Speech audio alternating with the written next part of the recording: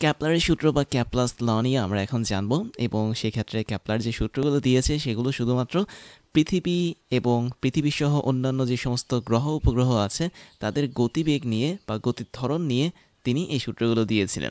এবং মজার বিষয় হচ্ছে, একদম শুরুর দিকে জ্যোতির্বিদ্যা নিয়ে সবচেয়ে বেশি চিন্তাভাবনা শুরু করেন হচ্ছে গ্রিক দার্শনিকরা, এবং গ্রিক দার্শনিকদেরকে আমরা জ্যোতির্বিদ বলতে পারি, কেননা তারা গ্রহ উপগ্রহ নিয়ে অনেক গবেষণা করেছেন।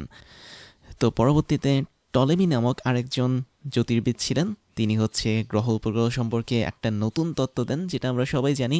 তিনি মনে করেন যে সূর্য, তারপর হচ্ছে অন্যান্য গ্রহ উপগ্রহ, এরা সবগুলো পৃথিবীকে কেন্দ্র করে ঘুরছে। দ্যাট মিনস পৃথিবী হচ্ছে একদম মহাবিশ্বের সেন্টারে, এবং তাকে কেন্দ্র করে বিভিন্ন জটিল কক্ষপথ ধরে বিভিন্ন গ্রহ উপগ্রহ সহ সূর্য ঘোরাঘুরি করছে। এটা ছিল একদম শুরুতে টলেমির বক্তব্য, এবং অনেক বছর ধরে, দ্যাট মিনস শত শত বছর ধরে টলেমির বক্তব্যটা কিন্তু সত্য বলে প্রমাণিত হয়ে আসছিল। কিন্তু 1400 থেকে 1500 সালের দিকে, দ্যাট মিনস আমি যদি এটাকে শতাব্দীর কথা বলি, তাহলে পঞ্চদশ শতাব্দীর দিকে জাস্ট ঘটনাটা উল্টে যায়। তখন কিন্তু নতুন নতুন আরও কিছু তত্ত্ব তৈরি হয়, এবং কোপার্নিকাস নামক আমরা যে বিখ্যাত বিজ্ঞানীকে চিনি, জ্যোতির্বিদ নিকোলাস কোপার্নিকাস, তিনি যেটা করেন, তিনি হচ্ছে টোটাল ধারণাটা পাল্টে দেন। তিনি বিভিন্ন পরীক্ষা নিরীক্ষার মাধ্যমে বলেন যে পৃথিবী আসলে একটা গ্রহ যেটা তার নিজের অক্ষের চারপাশে ঘুরছে, এবং এই পৃথিবীটা আসলে সূর্যের চারপাশে ঘুরছে। তার মানে টলেমি যে মানুষটা ছিলেন, তিনি বলেছিলেন যে পৃথিবীটাই হচ্ছে মহাবিশ্বের সেন্টার বা কেন্দ্র, তাকে কেন্দ্র করে সূর্য সহ অন্যান্য গ্রহ উপগ্রহগুলো বিভিন্ন জটিল কক্ষপথে ঘোরাঘুরি করছে। বাট নিকোলাস কোপার্নিকাস তিনি বলেন যে পৃথিবীটা আসলে কোনো কেন্দ্র না, পৃথিবী হচ্ছে জাস্ট একটা সিম্পল গ্রহ মহাবিশ্বে, এবং সূর্যকে কেন্দ্র করে পৃথিবী ঘুরতে পারে, এবং পৃথিবীর নিজের অক্ষের চারপাশেও কিন্তু ঘুরতে পারে। তো পরবর্তীতে এই সমস্ত ঝামেলার জন্য আমাদের কোপার্নিকাসের পরে বিজ্ঞানী ক্যাপলার, যাকে তোমরা এখানে দেখতে পাচ্ছ, তিনি একটা দারুণ তত্ত্ব দেন। তত্ত্ব মানে হচ্ছে তিনি 3টা গতিসূত্র তৈরি করেন এই গ্রহ উপগ্রহগুলোর গতি নিয়ে, এবং এটা খুব সম্ভবত 1618 থেকে 1620 খ্রিস্টাব্দের মধ্যে তিনি সূর্যের চারদিকে বিভিন্ন গ্রহগুলো কিভাবে ঘুরতে থাকে সেগুলো সম্পর্কে 3টা বিখ্যাত সূত্র দেন, এবং এই সূত্রগুলোকে আমরা বলি ক্যাপলারের সূত্র। তাহলে আমরা এখন যেটা দেখব সেটা হচ্ছে ক্যাপলারের সূত্রগুলো দেখার চেষ্টা করব। একদম প্রথম যে সূত্রটা আছে সেটা হচ্ছে আমাদের কক্ষের সূত্র।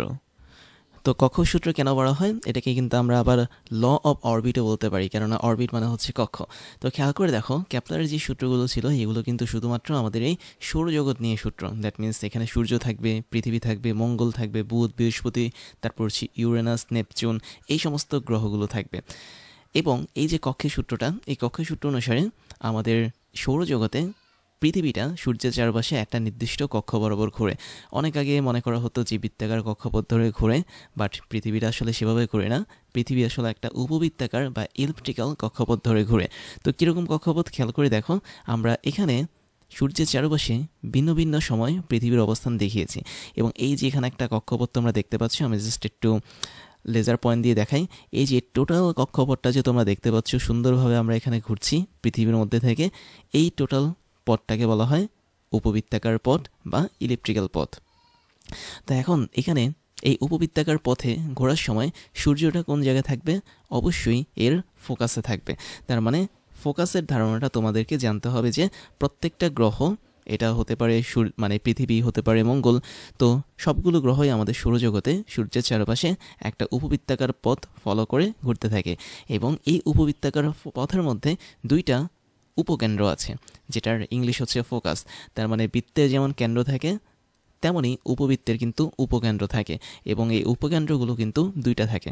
একটা থাকে মোটামুটি এরকম একটা পজিশনে, আমি পয়েন্ট দিয়ে দেখিয়ে দিচ্ছি, আরেকটা থাকে এরকম একটা পজিশনে।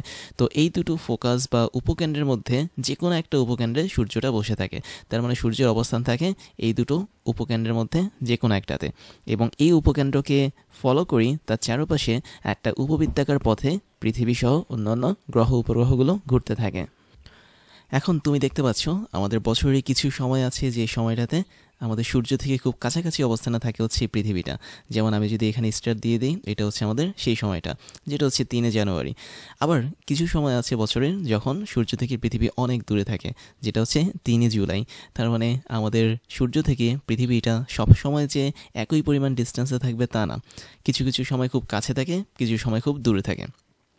তারপরে দেখতে পাচ্ছি এখানে আরও ভিন্ন ভিন্ন পজিশনে দেখানো হয়েছে 23শে সেপ্টেম্বর, তারপর হচ্ছে 21শে ডিসেম্বর, 21শে জুন, 21শে মার্চ।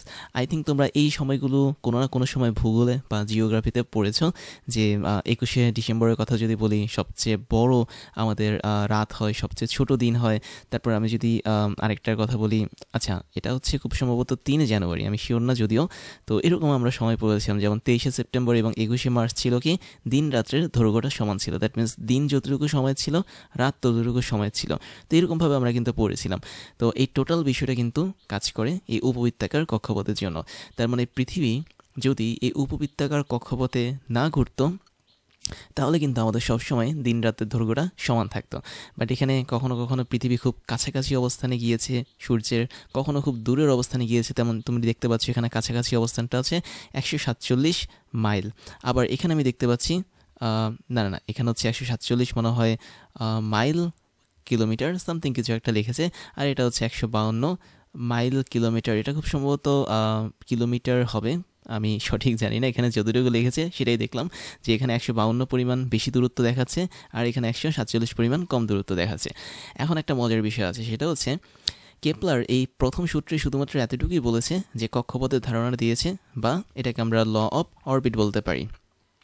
তো এই ল অফ অরবিটের আরেকটা মিনিং আছে, সেটা হচ্ছে এটাকে ল অফ প্ল্যানেটও বলা যায়। তার মানে আমাদের প্রথম সূত্রের 2টা নাম আছে, একটা হচ্ছে লিখে ফেলি ল অফ অরবিট, এটাকে আমরা কক্ষপথের সূত্র বলতে পারি, অথবা ল অফ প্ল্যানেট, তার মানে গ্রহের সূত্র বলতে পারি। তো কোথায় লিখব, আমি এখানে পাশে লিখছি। আচ্ছা, ল অফ অরবিট, এটা আমি মুছে দিই, আমি নিচে লিখছি। তো আমাদের এখানে এই লটাকে 2টা নামে রাখা হয়, একটা হচ্ছে ল অফ অরবিট এবং আরেকটা হচ্ছে ল অফ প্ল্যানেট। প্ল্যানেট মানে হচ্ছে গ্রহ, তার মানে গ্রহের সূত্র এটাকে আমরা বলে থাকি ইংলিশে।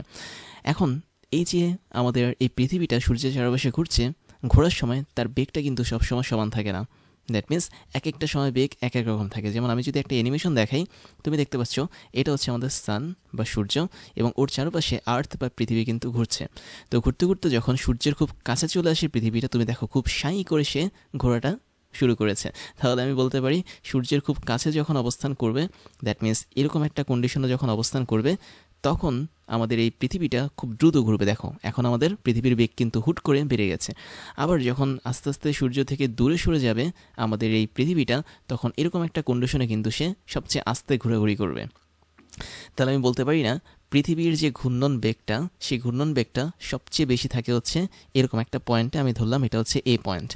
তো আমি এই পয়েন্টের নাম দিলাম এ, এবং সবচেয়ে কম থাকে হচ্ছে ঠিক এই পয়েন্টের বিপরীত দিকের একটা পয়েন্ট, ধরা যাক বি পয়েন্ট। এবং এই পয়েন্টটা হচ্ছে পৃথিবী থেকে সূর্যের সবচেয়ে কাছাকাছি দূরত্ব, দ্যাট মিনস সবচেয়ে কাছের ডিস্টেন্স এটা। এবং বি হচ্ছে আমাদের সূর্য থেকে পৃথিবীর সবচেয়ে দূরের ডিস্টেন্স। এবং এই যে সবচেয়ে কাছের ডিস্টেন্স বা দূরের ডিস্টেন্স, এদের আলাদা আলাদা নাম আছে। বাংলাতে আমাদের এই নামগুলোকে বলা হয় অনুসুর এবং অপসুর। বিষয়টা কীরকম, এই যে এই বিন্দুটা আমরা দেখতে পাচ্ছি, এটা কিন্তু আমাদের একদম কাছাকাছি বিন্দু পৃথিবীর সাপেক্ষে সূর্যের, এবং এই বিন্দুটার নাম হচ্ছে অনুসুর। তাহলে আমি একটু লিখি বাংলাতে, এটাকে বলা হয় অনুসুর। এবং যে বিন্দুটা আমাদের অনেক দূরে, দ্যাট মিনস বি বিন্দুটা সূর্য থেকে পৃথিবীর অনেক দূরে, এবং বি বিন্দুতে আমাদের পৃথিবীর বেগটা বা ঘূর্ণন বেগটা হচ্ছে সবচেয়ে কম, এই বিন্দুটাকে বলা হয় অপসুর। তাহলে আমি বি পয়েন্টটা লিখলাম এবং এর নাম হচ্ছে আমাদের অপসুর।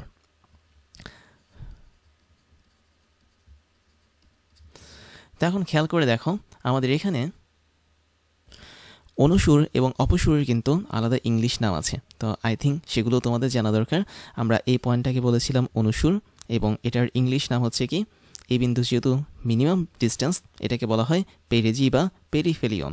তাহলে আমি একটু লিখে ফেলি, এটাকে বলা হয় পেরিজি, বা এটাকে তুমি বলতে পারো পেরিফেলিয়ন। এবং বি বিন্দুটার নাম ছিল হচ্ছে অপসুর বা ম্যাক্সিমাম ডিস্টেন্স বা ম্যাক্সিমাম দূরত্ব, এটাকে বলা হয় এপিলিয়ন অথবা এপিজি। তাহলে এটার নাম হচ্ছে আমাদের অ্যাপোজি, নট এপিজি, আসলে এটা অ্যাপোজি, APHOGW অ্যাপোজি, অথবা এটার আরেকটা নাম হচ্ছে এপিলিয়ন। AP Leone. তাহলে আমরা এখান থেকে একটা বিষয় ক্লিয়ার জানলাম, যেটা কিন্তু আমাদের ক্যাপলারের সূত্রে দেওয়া নেই, বাট আমাদের জানতে হবে বি বিন্দুতে আমাদের পৃথিবীর ম্যাক্সিমাম বেগ থাকে, এই বিন্দুতে পৃথিবীর মিনিমাম বেগ থাকে। এখন কি ধরনের বেগ থাকে? বেগটা অবশ্যই হচ্ছে রৈখিক বেগ, কেননা জানো পৃথিবী যখন বি বিন্দুতে আসবে তখন এই বি বিন্দুতে স্পর্শক বরাবর তার কিন্তু একটা রৈখিক বেগ কাজ করবে। তার মানে আমি যদি এই পয়েন্টে স্পর্শক বরাবর একটা রৈখিক বেগ দেখাই, যদিও দেখাতে পাচ্ছি না, হ্যাঁ এবার হয়েছে, তো আমি ধরে নিলাম এটা হচ্ছে ভি অফ বি বেগ। আর আমি যদি এই বিন্দুতে পৃথিবীর রৈখিক বেগ দেখাই, সেটাও কিন্তু স্পর্শক বরাবর কাজ করবে, সেটা হচ্ছে ভি অফ এ। এবং মনে রাখতে হবে আমাদের এই দুটো বেগের মাঝে অবশ্যই ভি অফ এর মানটা বেশি থাকবে এবং ভি অফ বি এর মানটা কম থাকবে। তো এই দুটো হচ্ছে আমাদের মেইন কনসেপ্ট, যে কোনো একটা সূর্যের চারপাশে, আসলে সূর্য তো একটাই আমাদের মহাবিশ্বে, মানে মহাবিশ্বে আসলে সূর্য অনেকগুলো, নক্ষত্রগুলো হচ্ছে সূর্য, বাট আমাদের সৌরজগতে হচ্ছে সূর্য একটা। তো সূর্যের চারপাশে শুধুমাত্র পৃথিবী না, এটা হতে পারে মার্স বা মঙ্গল, হতে পারে বুধ, তারপর হচ্ছে ইউরেনাস, নেপচুন, যে কোনো গ্রহই থাকুক না কেন, তারা সব সময় সূর্যের কাছাকাছি অবস্থানে আসলে বা অনুসর অবস্থানে আসলে সবচেয়ে বেশি পরিমাণ গতিবেগ তৈরি করবে, এবং সূর্য থেকে সবচেয়ে দূরে বসলে বা অপসর অবস্থানে থাকলে সবচেয়ে কম গতিবেগ তৈরি করবে। এবার আমরা আরেকটা বিষয় দেখব, সেটা হচ্ছে আমি যতই এখানে উপবৃত্তাকার পথকে দেখাই না কেন, এটা আসলে 3D পথ। তার মানে আমরা এখানে 2D নিয়ে কাজ করছি, ছবির মধ্যে 2D বা দ্বিমাত্রিক সিস্টেমে দেখিয়েছি, বাট আসলে টোটাল ঘটনাটা কিন্তু 3D ওয়েতে হয়। আর মজার বিষয় হচ্ছে আমি এখানে যতই উপবৃত্তাকার পথটাকে এঁকে দেখাই না কেন, বাস্তবে মহাবিশ্বে কোনো এরকম পথ দেখা যায় না। দ্যাট মিনস ভিজিবল কোনো লাইন বা দৃশ্যমান কোনো লাইন কিন্তু দেখা যায় না। এই দৃশ্যমান লাইনটা তোমাদেরকে বোঝানোর জন্য দেখিয়েছি, বাট বাস্তব অর্থে পৃথিবী খুব সুন্দরভাবে এই উপবৃত্তাকার পথ জুড়েই আমাদের এই সূর্য চারপাশে ঘুরতে থাকে। এখন তোমাদের মনে অনেকের কোশ্চেন আসতে পারে যে সূর্যের চারপাশে কেন গ্রহগুলো উপবৃত্তাকার পথে ঘোরে, কেন বৃত্তাকার পথে ঘোরে না? যদি আমরা জানি যে পৃথিবী, সূর্য এবং পৃথিবী মানে অন্যান্য গ্রহ সহ সূর্যের মধ্যে একটা মহাকর্ষ বল কাজ করে, তারপরেও তো মহাকর্ষ বল কাজ করার পরেও তাদের বৃত্তাকার পথে ঘোরার কথা, তাই না? কেননা বৃত্তাকার পথটা হচ্ছে একটা ওয়েল ডেকোরেটেড পথ বা একটা সুন্দর সুষমভাবে সজ্জিত পথ। বাট তারপরে কেন এটা ঘটে? এটা ঘটার মেইন রিজনটা যদি জানতে চাও, তাহলে তোমাদেরকে একটা জিনিস সম্পর্কে জানতে হবে, সেটা হচ্ছে ফ্রাশ। এবং আমার মনে হয় তোমরা সবাই ফ্রাশ বা প্রক্ষেপক বা নিক্ষিপ্ত বস্তু সম্পর্কে জানো। তো আমি একটু ছোটো করে তোমাদেরকে দেখিয়ে দিই। আমরা যখন কোনো একটা বস্তুকে ছুঁড়ে মারি, জাস্ট এই জায়গাটাতে আমি একটু দেখালাম, ধরো না আমি নিচে দেখাই, ধরো এটা হচ্ছে আমাদের ভূমি, ভূমি হচ্ছে ধরো এক্স এক্সিস বরাবর রয়েছে। এখন তোমরা যদি কোনো একটা বস্তুকে ছুঁড়ে মারো, দ্যাট মিনস প্রক্ষেপ করো, তখন সে বস্তুটা কিন্তু একটা পথ পাড়ি দেয়, এবং এই পথটা কিন্তু অনেকটা উপবৃত্তাকারের মতো, তাই না? কারণ আমি যদি এই পথটাকে কমপ্লিট করি, তাহলে দেখতে পাবে সে কিন্তু একটা উপবৃত্তাকার পথ তৈরি করবে, মানে টোটালটা কমপ্লিট করলে। কেননা আমরা বলেছিলাম যে প্রাসের গতিপথ কি একটা পরাবৃত্তের মতো।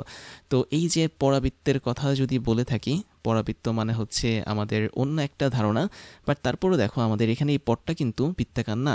দ্যাট মিনস এখানে কিন্তু বৃত্তাকার পথে কোনো কাজ ঘটছে না, টোটালি আমাদের পরাবৃত্তের মতো একটা পথ জুড়ে কাজটা হচ্ছে। তো যখন পৃথিবী থেকে মানে সূর্য থেকে পৃথিবী সহ অন্যান্য গ্রহ উপগ্রহগুলো ছিটকে বের হয়েছিল, তখন তারাও কিন্তু ফ্রাশের মতো করে বা প্রক্ষেপকের মতো করে ছিটকে বের হয়েছিল, এবং সূর্য থেকে যখন তারা ছিটকে বের হয়েছে, তখন তারা কিন্তু এই সূর্যের চারপাশে একটা উপবৃত্তাকার পথে ঘোরা শুরু করে। এবং তুমি যে কোনো একটা বস্তুকে নিক্ষেপ করো না কেন, সেটা যদি কোনো একটা বস্তুর মানে যেখান থেকে নিক্ষেপ করেছো তার চারপাশে যদি ঘোরা শুরু করে, অবশ্যই সেটা একটা উপবৃত্তাকার পথ ফলো করবে। এবং এটাকে আমরা চাইলে নিউটনের ক্যানন ফোর্স থিওরি হিসেবেও বলতে পারি। ধরো এটা হচ্ছে আমাদের পৃথিবী, পৃথিবীর উপরে অনেক উচ্চতা থেকে তুমি কি করছো, একটা বন্দুক দিয়ে বা একটা কামান দিয়ে গোলা ছুঁড়ে মারছো, যেটা আমি তোমাদেরকে পড়িয়েছিলাম মুক্তিবেগ পড়ানোর সময়। তো তুমি যদি একটা নির্দিষ্ট স্পিডে এই গুলিটাকে ছুঁড়ে মারো, সে কিন্তু গুলিটা মানে ওই কামানের গুলিটা নিচে পড়তে পারবে না, সে টোটাল পৃথিবীকে ঘুরে আবার পেছনে গিয়ে তোমাকে আঘাত করবে। তো এই যে টোটাল পৃথিবীটাকে সে যে ঘুরে আসলো, এই ঘুরে আসার পথটা কিন্তু একটা উপবৃত্তাকার পথ, এটা কিন্তু বৃত্তাকার পথ না। আমি এটা মুছে দিচ্ছি, জাস্ট দেখাচ্ছি। ধরো আমি এখান থেকে কামানের গুলি ছুঁড়ে মারলাম নির্দিষ্ট একটা উচ্চতা থেকে, তো এমন বেগে ছুঁড়ে মেরেছি যে সেটা টোটাল পৃথিবীটাকে ঘুরে আবার পেছন দিকে তোমাকে গিয়ে আঘাত করলো। তো এই যে দেখতে পাচ্ছ পৃথিবী বা আর্থ, এটা কিন্তু একটা নির্দিষ্ট পয়েন্টে আছে। এই পয়েন্টটাকে আমি বলেছিলাম উপকেন্দ্র বা ফোকাস। তার মানে আমরা এখানে যে নিউটনের কামান যেটা ছিল, মানে ধারণা করেছিল কামান সম্পর্কে বা ক্যানন ছিল, তো এই কামানের গোলাটার পথটাকে যদি উপবৃত্তাকার ধরি, তাহলে পৃথিবী হচ্ছে একটা ফোকাসের মধ্যে বসে আছে। ঠিক একইভাবে আমরা এখানে সূর্যটাকেও একটা ফোকাস বিন্দুতে পাচ্ছি বা উপকেন্দ্রে পাচ্ছি, যদিও আমরা জানি উপবৃত্তাকার পথের ফোকাস বা উপকেন্দ্র হচ্ছে দুটো। তো তার মধ্যে একটা উপকেন্দ্র থাকবে সূর্য, আর বাকি কক্ষপথে ঘুরবে হচ্ছে গ্রহ উপগ্রহগুলো। ঠিক একই ধারণা কিন্তু আমাদের নিউটনের ক্যানন ফোর্স থিওরিতে আমরা পেয়েছিলাম, যেখানে পৃথিবী হচ্ছে ফোকাস বিন্দুতে থাকবে এবং তার চারপাশে আমাদের ঘুরতে থাকবে এই কামানটা, মানে কামানের গোলাটা। তো এই গোলাটা সর্বোচ্চ বেগ থাকবে হচ্ছে এই জায়গাটাতে, যেটাকে আমি বলেছিলাম অনুসুর, আর সর্বনিম্ন বেগ থাকবে হচ্ছে এই জায়গাটাতে, যেটাকে আমি বলেছিলাম অপসুর। তো সেম কনসেপ্টটা আমরা এখানে কাজে লাগাতে পারি। তবে কেপলারের প্রথম সূত্রটা এতটুকুই যে সূর্য, এটার চারপাশে যত গ্রহ উপগ্রহগুলো আছে তারা সবাই একটা উপবৃত্তাকার পথ ফলো করে, এবং এই উপবৃত্তাকার পথের যেই ফোকাসটা আছে বা উপকেন্দ্র আছে সেখানে আমাদের সূর্যটা অবস্থান করে। তো এবার আমরা আরও কিছু জিনিস দেখব। আমরা উপবৃত্তাকার পথগুলো সম্পর্কে একটু দেখি। খেয়াল করে দেখো, আমরা এখানে দুইভাবে উপবৃত্তাকার পথকে এঁকেছি, তার মানে আমরা ওয়ান কাইন্ড অফ উপবৃত্ত এঁকেছি। এখন তোমাকে জানতে হবে উপবৃত্তের মধ্যে কী কী জিনিস থাকে। যদিও এটা আমাদের প্রথম সূত্রের সাথে তেমন একটা সম্পর্কিত না, বাট আমাদের কিছু হালকা আইডিয়া থাকতে হবে উপবৃত্তাকার পথ আসলে কীরকম। তো এখানে স্পষ্ট দেখতে পাচ্ছি এখানে একটা উপকেন্দ্র, এখানে একটা উপকেন্দ্র, যাদেরকে আমরা ফোকাস বলি। F1 মানে হচ্ছে প্রথম ফোকাস, F2 হচ্ছে দ্বিতীয় ফোকাস। এবং আমরা এই উপবৃত্তের দুইটা জিনিস পাই, একটাকে বলা হয় মুখ্য অক্ষ, আরেকটা হচ্ছে গৌণ অক্ষ, দ্যাট মিনস মেজর অ্যাক্সিস, আরেকটা হচ্ছে মাইনর অ্যাক্সিস। তো এই উপবৃত্তাকার পথটাকে আমরা এমনভাবে এঁকেছি যেখানে আমি দেখতে পাচ্ছি A1 থেকে শুরু করে A2 পর্যন্ত এই টোটালটা একটা বিস্তীর্ণ পথ। তার মানে A1 এবং A2 এটা এক্স অ্যাক্সিস বরাবর আছে, এদের দূরত্বটা আবার বড় হচ্ছে B1 B2 এর তুলনায়। তার মানে প্রথম উপবৃত্তের জন্য আমাদের ওয়াই অক্ষ বরাবর যেই পথটা আছে, দ্যাট মিনস B1 থেকে B2, এটার মানটা ছোট, বাট A1 থেকে A2 এটার মানটা বড়। যেখানে A1 থেকে A2 এই টোটালটাকে আমরা বলবো মেজর অ্যাক্সিস বা বড় অক্ষ, দ্যাট মিনস এটা হচ্ছে আমাদের মেজর অ্যাক্সিস, এটা মেজর অ্যাক্সিস বা মুখ্য অক্ষ। আর B1 থেকে B2 এটা হচ্ছে ছোট, এটাকে আমরা বলবো মাইনর অ্যাক্সিস বা ছোট অক্ষ। এখন এদের পরিমাপগুলো একটু সম্পর্কে জানবো, কেননা আমরা কিছু সূত্র দেখব, মানে দেখাবো তোমাদেরকে, এই জন্য আমরা একটু পরিমাপ সম্পর্কে জানি। আমরা এখানে দেখতে পাচ্ছি ও হচ্ছে কি একদম সেন্টার, তাই না? বাট আমরা তো জানি উপবৃত্তের কোনো সেন্টারের ব্যাপার থাকে না, বাট আলটিমেটলি সেন্টার থাকে, বাট সেটাকে নিয়ে কাজ করা হয় না। আমরা জাস্ট ফোকাস বা উপকেন্দ্র নিয়ে কাজ করি। এখন ও থেকে A1 পর্যন্ত যে টোটাল দূরত্বটা আছে এটাকে ছোটো হাতের A হিসেবে ধরা হয়, আবার ও থেকে A2 পর্যন্ত যে টোটাল দূরত্বটা আছে এটাকেও আমরা A হিসেবে ধরতে পারি, যেহেতু দুটো দূরত্ব হচ্ছে সমান। তো এটা হচ্ছে আমাদের এখানে অলরেডি দেওয়া নাই, বাট আমাদের এই জায়গাটাতে দূরত্ব কিন্তু দেওয়া আছে। তার মানে B1 থেকে O পর্যন্ত হচ্ছে আমাদের B পরিমাণ দূরত্ব, আবার B1 থেকে মানে B2 থেকে O পর্যন্ত যে দূরত্বটা সেটা হচ্ছে আমাদের B2 দূরত্ব। তো এই চারটা দূরত্ব কিন্তু আমাদের এখানে দেওয়া। তার মানে আমরা মেজর অ্যাক্সিসকে যেটা বলতে পারি সেটা হচ্ছে A plus A, that means 2A। তাহলে 2A পরিমাণ দূরত্ব হচ্ছে আমাদের এখানে মেজর অ্যাক্সিস। আর মাইনর অ্যাক্সিসের যে দূরত্বটা সেটা হচ্ছে B plus B, that means 2B হিসেবে কাজ করবে। তো এই দুটো জিনিস আমাদের এখানে ইম্পর্ট্যান্ট। এবং আরেকটা মজার বিষয় হচ্ছে আমাদের এই জায়গাটাতে আমরা দেখতে পাচ্ছি যে টোটাল উপবৃত্তের জন্য কিন্তু একটা স্পেসিফিক ফর্মুলা কাজ করে। এবং এই ফর্মুলাটা কেমন? ফর্মুলাটা হচ্ছে, আচ্ছা আমি আরেকটা জিনিস বলি, আমাদের এখানে অবশ্যই এর মানটা কিন্তু B এর চেয়ে বড়, তাই না? তুমি দেখতে পাচ্ছ স্পষ্ট এর মানটা অবশ্যই আমাদের B এর চেয়ে বড় হয়েছে। এবং যে কোনো উপবৃত্তের জন্য আমাদের একটা ইকুয়েশন কাজ করে, এবং সেই ইকুয়েশনটা হচ্ছে x² divide by a² plus হচ্ছে y² ডিভাইড বাই b², এবং এই টোটালটার মান আমরা 1 ধরি। তো এটা হচ্ছে আমাদের যে কোনো উপবৃত্তের জন্য সূত্র। তো প্রথম ক্ষেত্রে আমি দেখতে পাচ্ছি এখানে A B এর চেয়ে বড়। এবং আমাদের এখানে আরেকটা বিষয় তোমাদেরকে বের করে দেখায়, সেটা হচ্ছে তোমরা তো জানো অনুসুর এবং অপসুর সম্পর্কে, তাই না? যেটা আমরা আগের স্লাইডে পড়ে এসেছি। তো আমাদের এখানে ধরে নিলাম এটা হচ্ছে আমাদের সূর্য, আমি এখানে একটু বড় করে এটাকে সূর্য হিসেবে ধরে নিলাম। তার মানে আমি এখন এইগুলো মুছে দিচ্ছি, কেননা তোমরা জানো এই মানে হচ্ছে কতটুকু অংশ। তো তাই যদি হয়ে থাকে তাহলে এই যে পৃথিবীটা যখন A1 পয়েন্টে থাকবে তখন এই A1 পয়েন্ট থেকে F1 পর্যন্ত যে দূরত্বটা সেটা কিন্তু অনুসুর হিসেবে কাজ করবে।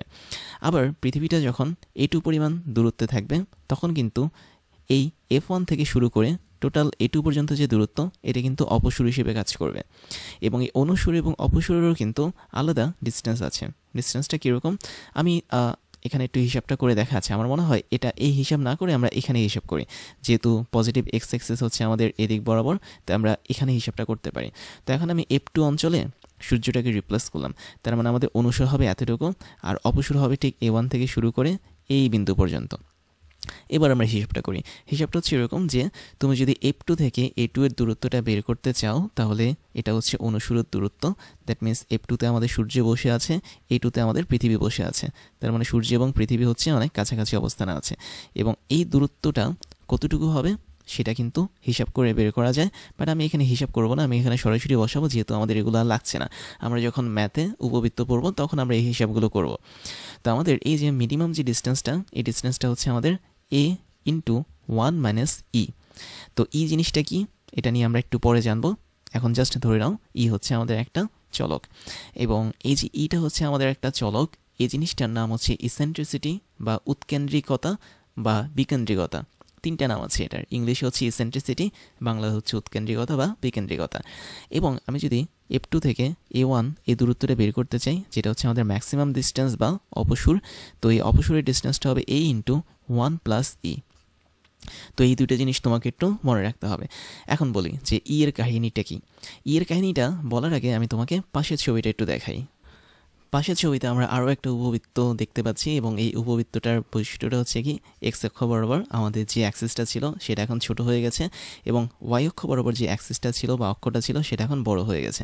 তার মানে পাশের ছবিটার জন্য মেজর অ্যাক্সিস যেটা, সেটা কাজ করবে হচ্ছে আমাদের B1 থেকে শুরু করে B2, এবং মাইনর অ্যাক্সিস হিসেবে কাজ করবে A1 থেকে শুরু করে A2। তাহলে আমরা এখানে দেখতে পারি আমাদের A1 থেকে A2 এটা এখন ছোট হয়ে গেছে B1 থেকে শুরু করে B2 পর্যন্ত। আর যেটা বড় থাকে সেটাকে আমরা মুখ্য অক্ষ বলে থাকি। তার মানে B1 থেকে B2 দৈর্ঘ্য হচ্ছে বড়, তাহলে এটা এখন আমাদের মেজর অ্যাক্সিস হিসেবে কাজ করবে। আর A1 থেকে A2 এখন ছোট হয়ে গেছে, তার মানে এটা গৌণ অক্ষ বা মাইনর অ্যাক্সিস হিসেবে কাজ করবে। এবং B1 থেকে B2 দূরত্ব আগের মতোই কিন্তু 2B রয়েছে, যেটা আমি এখানে লিখতে পারি। তার মানে এটা আমাদের 2B পরিমাণ দূরত্ব আছে, আর এটা হচ্ছে 2A পরিমাণ দূরত্ব আছে। এখন খেয়াল করে দেখো তো, আমাদের এখানে কিন্তু এর মানটা B এর চেয়ে ছোট। আগের যে উপবৃত্ত ছিল সেখানে কিন্তু এর মানটা বি এর চেয়ে বড় ছিল, বাট এখানে বি এর মানটা কিন্তু এর চেয়ে বড়। তারপরে আমাদের উপবৃত্তের যে সূত্রটা আছে, দ্যাট মিন্স ইকুয়েশনটা আছে, সেই ইকুয়েশনটা কিন্তু এটাই কাজ করবে। তার মানে এই ইকুয়েশনের কোনো পরিবর্তন হবে না, জাস্ট পরিবর্তন যেটার হবে সেটা হচ্ছে মেজর অ্যাক্সিস এবং মাইনর অ্যাক্সিসের পরিবর্তন হবে। এবার আরেকটা বিষয়, সেটা হচ্ছে আমাদের এই যে এই উপবৃত্তটা আমরা দেখতে পাচ্ছি, এই উপবৃত্তটার ক্ষেত্রে কিন্তু একটা বড় পার্থক্য হচ্ছে কি, সেখানে আমাদের ফোকাসটা কিন্তু এই জায়গাটাতে বসে আছে এবং এই জায়গাটাতে বসে আছে। তার মানে আমরা চাইলেই দুইভাবে কিন্তু উপবৃত্ত আঁকতে পারি, এক্ষেত্রে কোনো সমস্যা হবে না। এবার আমরা ইসেন্ট্রিসিটি বা বিকেন্দ্রিকতা বা উৎকেন্দ্রিকতার দিকে আসি। উৎকেন্দ্রিকতা বা ই, এটার একটা সূত্র আছে। এই সূত্রটা হচ্ছে √1 মাইনাস তোমার এই যে আমি এ আর বি তোমাকে দেখালাম, দ্যাট মিন্স মেজর অ্যাক্সিস এবং মাইনর অ্যাক্সিসের অর্ধেক অংশ। এই অর্ধেক অংশের মধ্যে যেটা ছোট হবে সেই ছোট বা স্মলটা উপরে বসবে, আর যেটা বড় হবে সেই বড় অংশ বা বিগ এটা নিচে বসবে, এবং এই টোটালটাকে আমরা বর্গ করে দেব। এটা যদি করি তাহলে আমাদের কি বের হবে, ইসেন্ট্রিসিটি বা উৎকেন্দ্রিকতা বের হবে। এখন ইসেন্ট্রিসিটি মানে কি, মানে হচ্ছে, আচ্ছা আমি যাকে সূত্রটা তোমাদেরকে দেখাই। আমি যদি এই উপবৃত্তের জন্য ইসেন্ট্রিসিটি বের করতে চাই বা ই এর মানটা যদি বের করতে চাই, তাহলে তার মানটা হবে √1 মাইনাস স্মল স্কোয়ার ভাগ হচ্ছে বিগ স্কোয়ার। এখানে স্মলকে বি, তার মানে বি স্কোয়ার হবে, আর বিগ হচ্ছে কি এ, তার মানে এ স্কোয়ার হবে। তার মানে ছোট হচ্ছে আমাদের এখানে বি, আর বড় হচ্ছে কি এ। একইভাবে আমি যদি এই জায়গাটাতে দ্বিতীয় উপবৃত্তের জন্য সূত্রটা লিখি, তাহলে স্মল মানে হচ্ছে এ স্কোয়ার হবে, আর বি হচ্ছে বি স্কোয়ার হবে। তো এইভাবে আমরা ইসেন্ট্রিসিটিকে বের করতে পারি সূত্র ইউজ করে। এখন কথা হচ্ছে ইসেন্ট্রিসিটি বা উৎকেন্দ্রিকতা জিনিসটা কি। এটা হচ্ছে কোনো একটা বৃত্তকে আমি যদি আস্তে আস্তে উপরের নিচের থেকে চাপা দিই, অথবা দুই পাশ থেকে যদি চাপা দিই, তাহলে কিন্তু তারা উপবৃত্ত হয়ে যায়। যেমন একটা বৃত্তকে তুমি যদি উপরে নিচে একটু চাপ দিতে থাকো, তখন তার শেপটা কিন্তু প্রথম উপবৃত্তের মতো হয়ে যাবে। আর কোনো একটা বৃত্তকে তুমি যদি দুই পাশ থেকে চাপ দিতে থাকো, তাহলে তার শেপটা কিন্তু দ্বিতীয় উপবৃত্তের মতো হয়ে যাবে। তো আমি যদি চাপের পরিমাণটা আস্তে আস্তে বাড়াই, তখন সেটা আস্তে আস্তে বৃত্ত থেকে উপবৃত্ত দিকে কিন্তু ট্রান্সফার হবে। তো এই যে কোনো একটা বৃত্তকে আমি আস্তে আস্তে উপবৃত্ত বানিয়ে ফেলেছি, এই জিনিসটার জন্য দায়ী হচ্ছে আমাদের উৎকেন্দ্রিকতা বা ইসেন্ট্রিসিটি। অর্থাৎ উৎকেন্দ্রিকতা বা বিকেন্দ্রিকতা বা ইসেন্ট্রিসিটির মান দ্বারা আমরা বুঝতে পারি কোনো একটা সার্কেল বা বৃত্ত থেকে কতটুকু পরিমাণ সরে এসেছে আমাদের ফিগারটা, এবং সেটা সরে এসে ইলিপস হয়ে গেছে। তো আমরা একটা বাস্তব উদাহরণ দেখাচ্ছি তোমাদেরকে। যদি উৎকেন্দ্রিকতা 0 হয়ে থাকে, তখন আমি বলতে পারি সেটা একটা পিওর সার্কেল বা বৃত্ত হিসেবে কাজ করবে। আর তোমরা এই সূত্র থেকেও দেখতে পাচ্ছ, বৃত্তের জন্য কিন্তু আমাদের এ আর বি এর মানটা সমান থাকে, তাই না? এ এবং বি এর মানটা সমান থাকে। তোমরা ট্রাই করে দেখতে পারো এখানে। তো এ আর বি এর মানটা যেহেতু বৃত্তের জন্য সমান থাকে, তার মানে 1 minus a divide by b অথবা b divide by a whole square যেটাই করি না কেন টোটালটার মান 1 আসে, তার মানে 0 চলে আসে। তো ই যখন 0 হবে তখন সেটা একটা পিওর সার্কেল। ই এর মানটা যদি আমি একটু বাড়াই, দ্যাট মিনস আমি যদি হাফ করি, তাহলে সেটা একটু চাপা হবে। চাপা মানে হচ্ছে সেটা আস্তে আস্তে উপবৃত্তর মতো হবে। আমি যদি আরেকটু বাড়ি 0.8 করি, সেটা আরও বেশি পরিমাণে উপবৃত্ত হবে। 0.9 যদি করি আরও বেশি উপবৃত্ত হবে, এবং 0.99 যদি করি সেটা আরও বেশি পরিমাণ চেপে যাবে বা উপবৃত্ত হয়ে যাবে।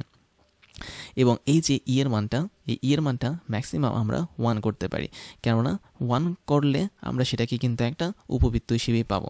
তার মানে ই এর মানটা 0-এর পর থেকে শুরু করে 1 পর্যন্ত যদি বাড়াতে থাকি, প্রত্যেকটা ক্ষেত্রে আমরা আলাদা আলাদা করে উপবৃত্ত পাবো। এবং এই উপবৃত্তর জন্য দায়ী হচ্ছে ইসেন্ট্রিসিটি।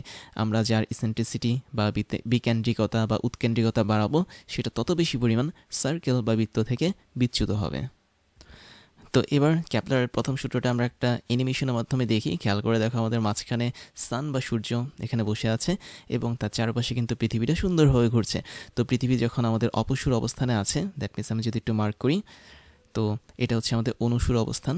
এই অবস্থানে পৃথিবী যখন আছে তখন তার বেগটা অনেক বেড়ে গেছে, আর এটা হচ্ছে আমাদের সেই অপসূর অবস্থান, সেখানে বেগটা অনেক কমে গেছে। আবার খেয়াল করে দেখো, পৃথিবীটা এই অপসূর অবস্থানে আস্তে আস্তে চলছে, সবচেয়ে কম গতিবেগ নিয়ে চলছে। বাট যখনই সে এখন সূর্য খুব কাছে চলে আসলো, অনুসূর অবস্থানে চলে আসলো, তখন তার ঘূর্ণন গতি কিন্তু বেড়ে গেছে। তো তোমরা আরও একটু দেখতে পারো এই অ্যানিমেশনটা। আমি এই জিনিসগুলো মুছে দিচ্ছি, তাহলে তোমাদের স্পষ্ট একটা আইডিয়া ক্লিয়ার হবে। আর এটা যে শুধুমাত্র পৃথিবীর জন্যই ঘটে এমনটা না, মঙ্গল গ্রহ, বুধ গ্রহ, বৃহস্পতি গ্রহ যেটাই আসুক না কেন, প্রত্যেকটা গ্রহই কিন্তু সূর্যের কাছাকাছি অবস্থানে আসলে খুব দ্রুত ঘোরে, আর সূর্য থেকে অনেক দূরে গেলে খুব আস্তে আস্তে ঘুরতে থাকে। তারপরে যেটা করব সেটা হচ্ছে আমরা ক্যাপলারের দ্বিতীয় সূত্র দেখব, যেটাকে আমরা ক্ষেত্রফলের সূত্র বলি বা ল অফ এরিয়া বলে থাকি। তো এই ক্ষেত্রফলের সূত্র অনুসারে আমরা বলতে পারি যে গ্রহ যে কোনো গ্রহ এবং সূর্যের সংযোজক সরলরেখা সমান সময় সমান ক্ষেত্রফল অতিক্রম করে। তো বিষয়টা কীরকম খেয়াল করে দেখো, আমরা এখানে একটা ছবি দেখতে পাচ্ছি। আমি যদি বলি যে আমাদের সূর্যটা এই জায়গায় আছে, দ্যাট মিনস উপবৃত্তাকার পথের ফোকাস বা উপকেন্দ্রে রয়েছে, এবং আমাদের পৃথিবী বা যে কোনো একটা গ্রহ 1 নম্বর অবস্থান থেকে শুরু করে 2 নম্বর অবস্থানে গেল। তো এটা হচ্ছে আমাদের 2 নম্বর অবস্থান, আর এটা হচ্ছে 1 নম্বর অবস্থান। তো এতটুকু অবস্থানে যাওয়ার জন্য খেয়াল করে দেখো তার সময় লেগেছে টি পরিমাণ সময়। এবং এখানে আমরা কি করেছি, সূর্য এবং পৃথিবীর মধ্যে দুটো সংযোজক সরলরেখা তৈরি করেছি। একটা হচ্ছে এটা, আরেকটা হচ্ছে এটা।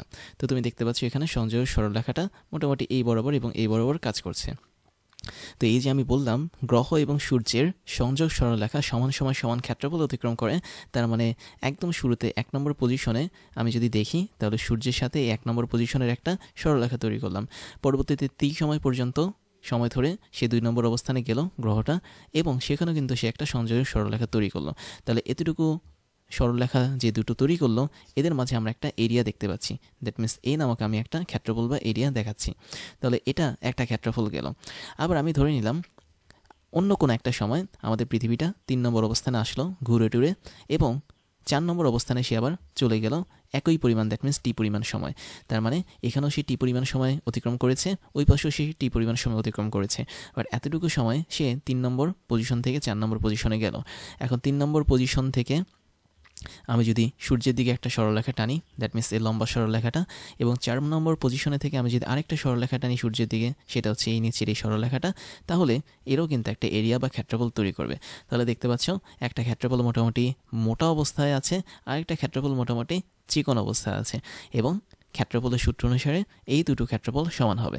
তার মানে যে কোনো গ্রহ এবং সূর্যের যে সংযোজক সরলরেখা আছে সেগুলো সমান সময় সমান ক্ষেত্রফল তৈরি করে বা সমান সময় সমান ক্ষেত্রফল অতিক্রম করে। তো এখানে সমান সময়টা হচ্ছে কি টি পরিমাণ সময়, এবং এই টি পরিমাণ সময় আমাদের সমান ক্ষেত্রফল তৈরি করেছে সেম গ্রহটা, এবং গ্রহটা কিন্তু এখানে ক্ষেত্রফলটা তৈরি করার ক্ষেত্রে একটা নির্দিষ্ট রুলস মেনটেন করেছে। সেটা হলো, তুমি দেখতে পাচ্ছ 1 নম্বর অবস্থান থেকে 2 নম্বর অবস্থানটা মোটামুটি অনেক দূরে, বাট 3 নম্বর অবস্থান থেকে 4 নম্বর অবস্থানটা কিন্তু মোটামুটি কাছে।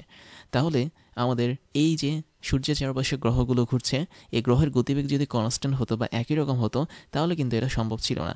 কেননা 1 নম্বর পজিশন থেকে 2 নম্বর পজিশনে যেতে কিন্তু অনেক সময় লাগার কথা, আবার 3 নম্বর থেকে 4 নম্বর পজিশনে যেতে কম সময় লাগার কথা। বাট এখানে যেহেতু সময়ের পরিমাণ একই, তাহলে আমি বলতে পারি সূর্যের চারপাশে গ্রহগুলোর বেগ একই না। কেননা আমি এটা কিন্তু একটু আগেই বলেছি, সূর্যের কাছাকাছি থাকলে আমাদের বেগের পরিমাণটা কিন্তু বাড়ে এবং সূর্য চেয়ে দূরে থাকলে বেগের পরিমাণটা কমে। আর এই বেগটা বাড়া এবং কমার জন্যই কিন্তু তারা সমান সময় কম বেশি দূরত্ব অতিক্রম করেছে। বাট তারপরেও তারা যতটুকু পরিমাণ ক্ষেত্রফল তৈরি করেছে সূর্যকে কেন্দ্র করে, ওই ক্ষেত্রফলগুলো সেম থাকবে। যেমন আমি দেখতে পাচ্ছি এখানে আমরা এ পরিমাণ ক্ষেত্রফল পাচ্ছি আর এখানে আমরা বি পরিমাণ ক্ষেত্রফল পাচ্ছি। তো ক্ষেত্রফলের সূত্র অনুসারে আমি বলতে পারি এ পরিমাণ ক্ষেত্রফল মানে যা, বি পরিমাণ ক্ষেত্রফল হচ্ছে মানে তা।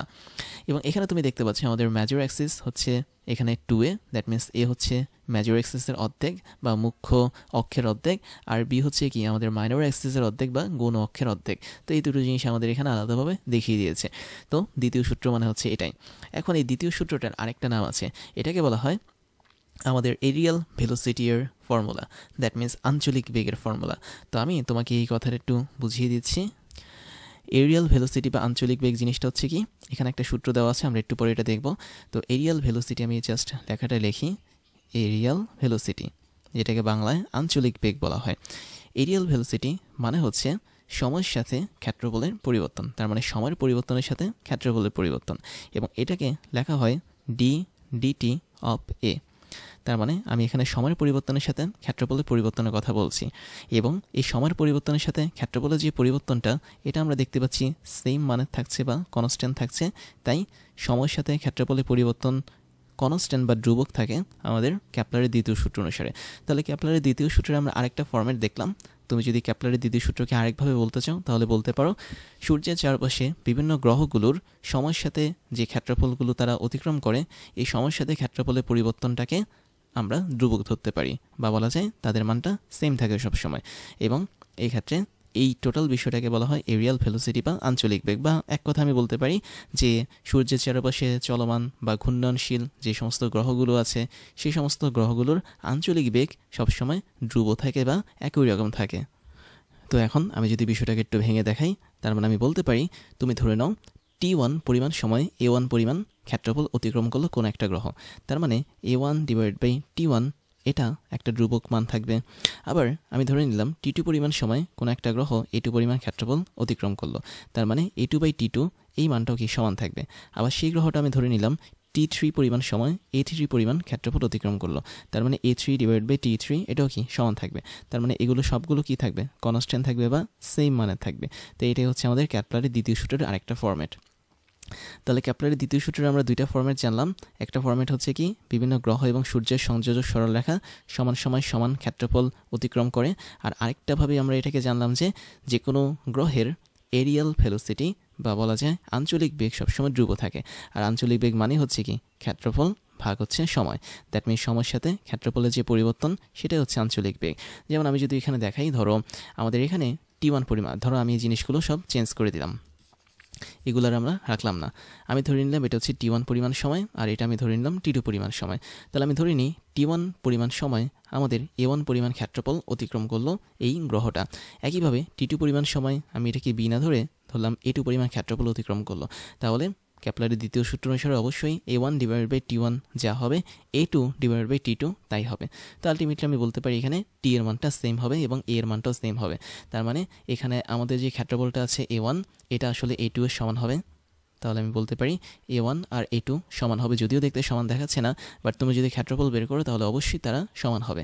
এবং T1 এর যে মানটা এটা অবশ্যই T2 এর সমান হবে, যেটা আমরা অলরেডি দেখেছি। তো এই দুইটা ফরম্যাটে তুমি এক্সপ্লেইন করতে পারো ক্ষেত্রফলের সূত্রকে। এবার তোমাদেরকে আমি একটা অ্যানিমেশনের মাধ্যমে দেখাই, খেয়াল করে দেখো। আমাদের এখানে একটা নির্দিষ্ট পরিমাণ ক্ষেত্রফল অতিক্রম করছে সমান পরিমাণ সময় কোন একটা গ্রহ। তার মানে তুমি এখানে দেখতে পাচ্ছ যখন সূর্যের খুব কাছে চলে আসছে তখন গ্রহের বেগ অনেক বেড়ে যাচ্ছে, এবং ওই সময়টাতে সে কিন্তু খুব কম সময়ে বেশি পরিমাণ জায়গা অতিক্রম করছে, কেননা তার বেগ হচ্ছে বেশি। বাট প্রতিটা ক্ষেত্রে তার ক্ষেত্রফল কিন্তু সেম ছিল। তার মানে আমি এখানে একই সময়ের জন্য দুইটা অবস্থান দেখিয়েছি গ্রহের, এবং প্রত্যেকটা সময় হচ্ছে সমান, এবং সেম পরিমাণ সময় গ্রহটা নির্দিষ্ট দূরত্ব অতিক্রম করে সূর্যের সাথে যে ক্ষেত্রফলটা তৈরি করে প্রতি ক্ষেত্রে ওই ক্ষেত্রফলগুলো কিন্তু সমান হচ্ছে। তো এটা হচ্ছে আমাদের অ্যানিমেশনের মাধ্যমে দেখালাম যে প্রতিটা ক্ষেত্রে আমাদের এই ক্ষেত্রফলের সূত্র কাজ করে যে কোনো গ্রহ সূর্যের সাপেক্ষে। এবার আমরা একটা বড় অ্যানিমেশন দেখি, খেয়াল করে দেখো। এখানে আমি দেখতে পাচ্ছি যে পৃথিবীটা সূর্যের চারপাশে যখন ঘুরছে ওই মুহূর্তটাতে কিন্তু সমান সময় সমান ক্ষেত্রফল তৈরি করছে এখানে।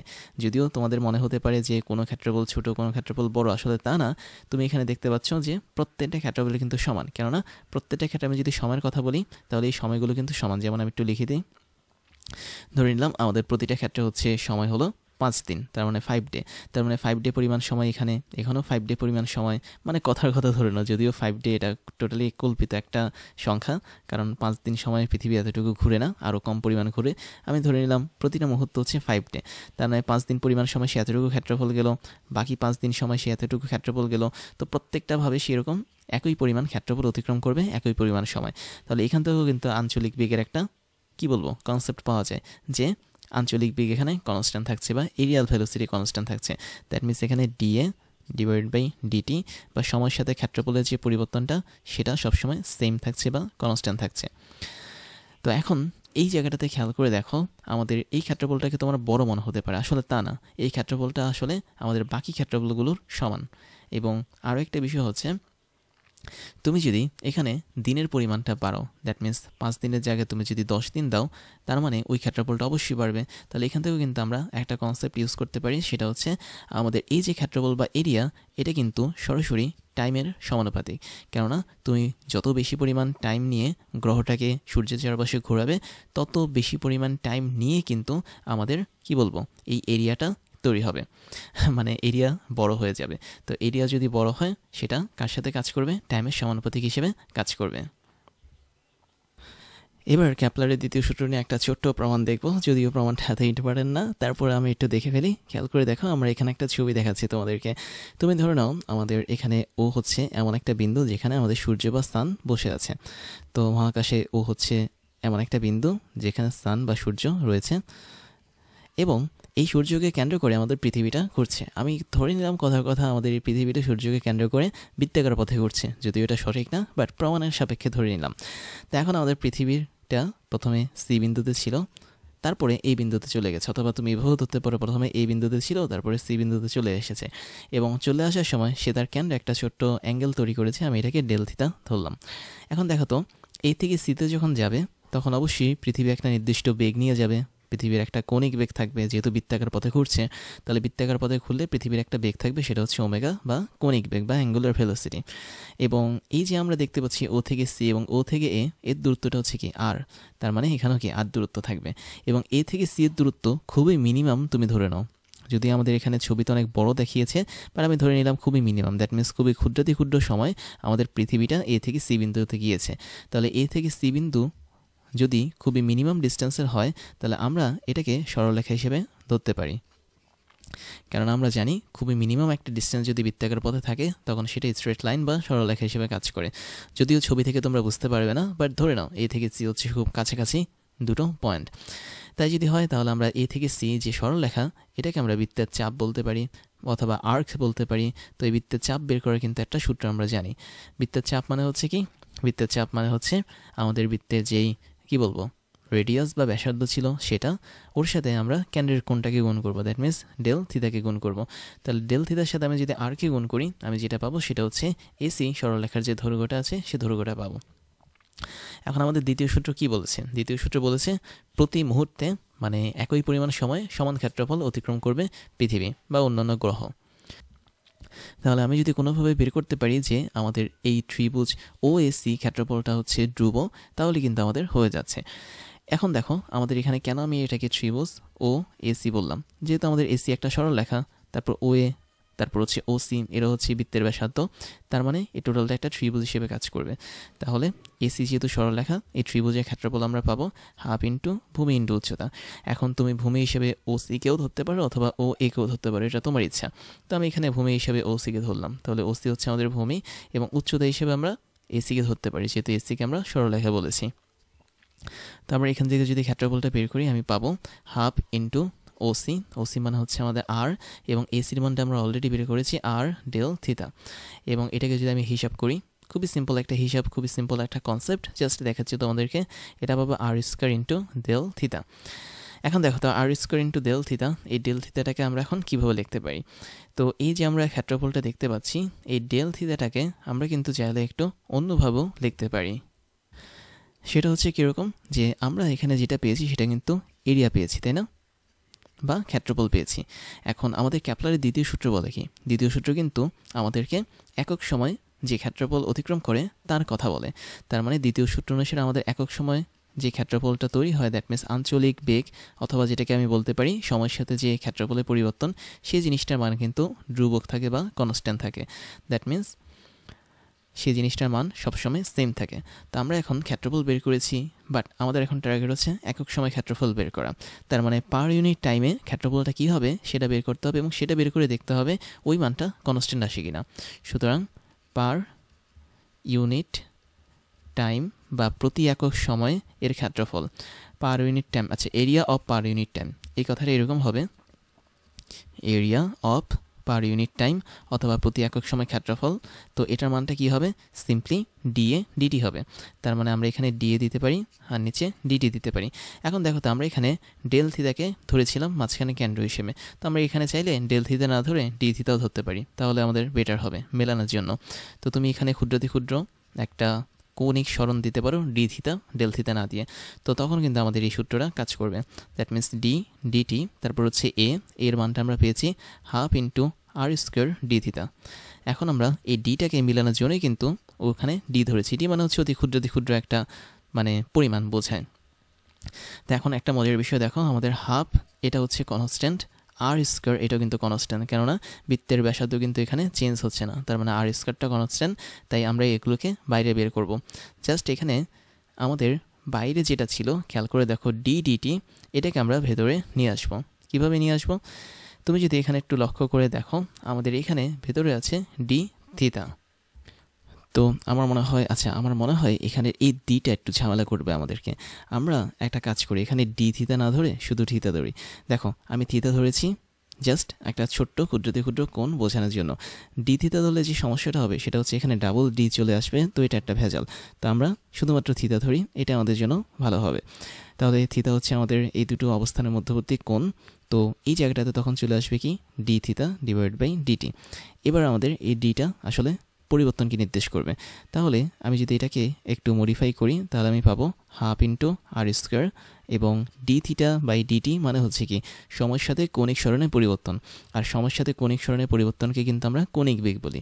তাহলে আমাদের এখানে একটা কারেকশন ছিল, সেটা হচ্ছে আমরা এই যে মধ্যবর্তী যে অ্যাঙ্গেলটা দেখতে পাচ্ছি, আমি একটু হাইলাইটার দিয়ে দেখাচ্ছি, এই অ্যাঙ্গেলটাকে আমরা ডি সহ ধরবো না, আমরা এটাকে সাধারণত একটা সাধারণ অ্যাঙ্গেল বা থিতাকেই ধরবো। তার মানে থিতা হিসেবে ধরলে আমাদের এখানে জিনিসটা মিলে যাবে। এবার আমরা ক্যাপলারের দ্বিতীয় সূত্রের মাধ্যমে গ্রহগুলোর কৌণিক ভরবেগ নিয়ে একটু জানবো।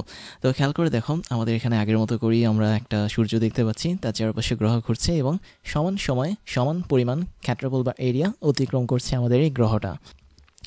এখন কৌণিক ভরবেগের কনসেপ্ট বা অ্যাঙ্গুলার মোমেন্টামের কথা যদি বলি, তাহলে একটা গ্রহের সবসময় যে কোনো একটা অবস্থানে কৌণিক ভরবেগের মান সেম থাকে। যেমন আমি ধরে নিলাম আমাদের 1 নম্বর পজিশনে গ্রহটা আছে, এবং কিছুক্ষণ পর এই 3 নম্বর পজিশনে আমাদের গ্রহটা আছে। তাহলে এই দুটো পজিশনে যখন আমাদের গ্রহটা থাকবে, জাস্ট আমি আরেকটু জিনিস দেখাই, এখানে 1 নম্বর আর 3 নম্বর পজিশনে না রেখে আমরা একদম কাছাকাছি এবং দূরে গ্রহ দুটোকে রাখি। ধরো গ্রহ তো একটাই পৃথিবী, তো সেটাকে আমি একবার রাখলাম হচ্ছে এই পয়েন্টে, যেটা হচ্ছে সূর্য থেকে সবচেয়ে দূরে, এবং আরেকবার রাখলাম আমি এই পয়েন্টে, যেটা হচ্ছে সূর্য থেকে সবচেয়ে কাছে। দ্যাট মিনস একটা হচ্ছে অনুসুর আর একটা হচ্ছে অপসুর। তো এই দুইটা পয়েন্টে যখন আমি গ্রহ দুটো মানে সেম গ্রহকে রাখলাম, তখন কিন্তু তাদের বেগের পরিবর্তনটা থাকে, তাই না? আমরা জানি যে গ্রহটা যদি এদিক বরাবর ঘোরে, তাহলে আমাদের রৈখিক দিক বরাবর যে বেগটা থাকবে এই পয়েন্টে, সেটা থাকবে হচ্ছে কম, কেননা সূর্য থেকে দূরে যে বেগটা থাকে সেটা কম থাকে। আমি ধরে নিলাম সেটা হচ্ছে আমাদের V1, এবং সূর্যের যে কাছের বেগটা সেটা আমি ধরে নিলাম এদিক বরাবর কৌণিক বেগ থাকে, দ্যাট মিনস উপরের দিক বরাবর, এটা হচ্ছে আমাদের V2। আচ্ছা, আমি এটাকে V1 ধরি, এটাকে আমি V2 ধরি। এবং খেয়াল করে দেখো, আমাদের সূর্য থেকে এই গ্রহের দুইটা ভিন্ন দূরত্ব কিন্তু ভিন্ন রকম। একটা দূরত্ব হচ্ছে আমাদের, ধরো আমি সূর্যটাকে S দিলাম, তাহলে আমরা এই পয়েন্টটাকে আমি ধরে নিলাম কি, ধরো এই পয়েন্টটাকে আমি ধরে নিলাম হচ্ছে P, এবং এই পয়েন্টটাকে আমি ধরে নিলাম হচ্ছে কিউ। তার মানে পি থেকে এস পর্যন্ত যে দূরত্ব, সেই দূরত্বটা আমি ধরে নিলাম পিএস, যেটাকে আমি আর1 ধরতে পারি, এবং আচ্ছা আমি এটাকে আর2 ধরি, এবং এস থেকে যে কিউ এর যে দূরত্বটা, দ্যাট মিনস এই পয়েন্টের দূরত্ব, এটাকে আমি আর1 ধরতে পারি। তাহলে ঘটনাটা কী ঘটলো দেখো, আমাদের এখানে পি থেকে এস হচ্ছে সূর্য থেকে সবচেয়ে দূরবর্তী অবস্থান পৃথিবীর, যেটার দূরত্বকে আমি আর2 ধরেছি, এই মানটা কিন্তু বড়। আবার সূর্য থেকে সবচেয়ে কাছের অবস্থান হচ্ছে আমাদের কিউএস, এবং এই অবস্থানে যখন পৃথিবী রাখবো এই দূরত্বটা হচ্ছে আমাদের আর1, যেখানে আমি দেখতে পাচ্ছি আর1 এর মানটা আসলে আর2 এর চেয়ে ছোটো। কিন্তু আমি উল্টো কেস দেখতে পাচ্ছি বেগের ক্ষেত্রে, কেননা তুমি এখানে স্পষ্ট দেখতে পাচ্ছ বেগের ক্ষেত্রে কিন্তু আমাদের ভি2 যে বেগটা ছিল সেটা আবার ছোটো হয়ে থাকে ভি1 এর চেয়ে। তার মানে এখানে আমি ভি1 এর কথা বলতে পারি, সেটা আসলে ভি2 এর চেয়ে বড়। তাহলে এই যে এখানে দুটো পরস্পর বিরোধী জিনিস দেখতে পাচ্ছি, যে আমাদের এখানে সূর্য থেকে সবচেয়ে দূরবর্তী অবস্থানে গ্রহের বেগ থাকে সবচেয়ে কম, বাট দূরত্বটা থাকে বেশি। আবার সূর্য থেকে সবচেয়ে কাছের অবস্থান কিউতে বেগ থাকে সবচেয়ে বেশি, বাট অবস্থানটা বা দূরত্বটা থাকে সবচেয়ে কম। কিন্তু আমরা এটা বলেছিলাম যে প্রতিটা গ্রহের কৌণিক ভরবেগ হচ্ছে কনস্ট্যান্ট থাকে।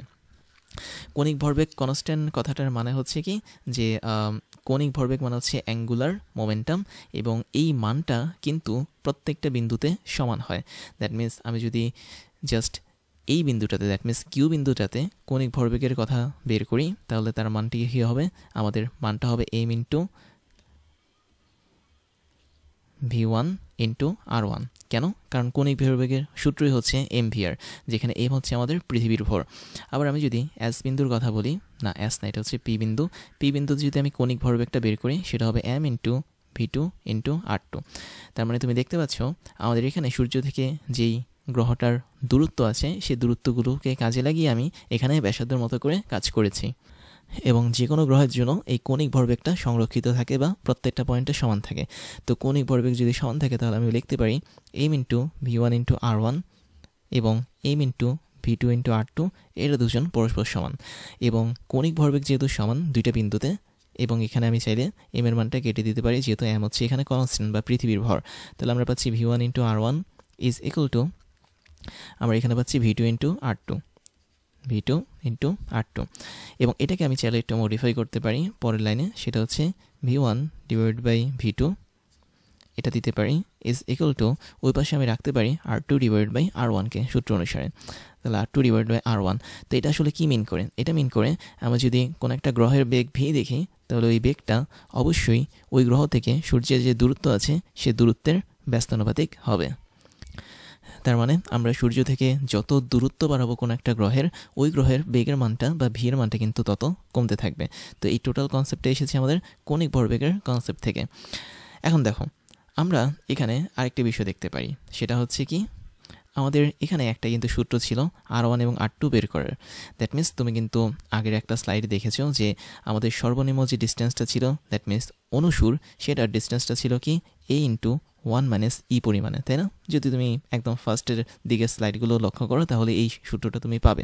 তার মানে এ ইন্টু 1 মাইনাস ই, এটা ছিল অনুসুরের ডিস্টেন্স বা দূরত্ব, এবং এই ডিস্টেন্সটা হচ্ছে আমাদের এস থেকে কিউ এর ডিস্টেন্স, দ্যাট মিনস সূর্য থেকে সবচেয়ে কাছের অবস্থানে কোনো একটা গ্রহের দূরত্ব।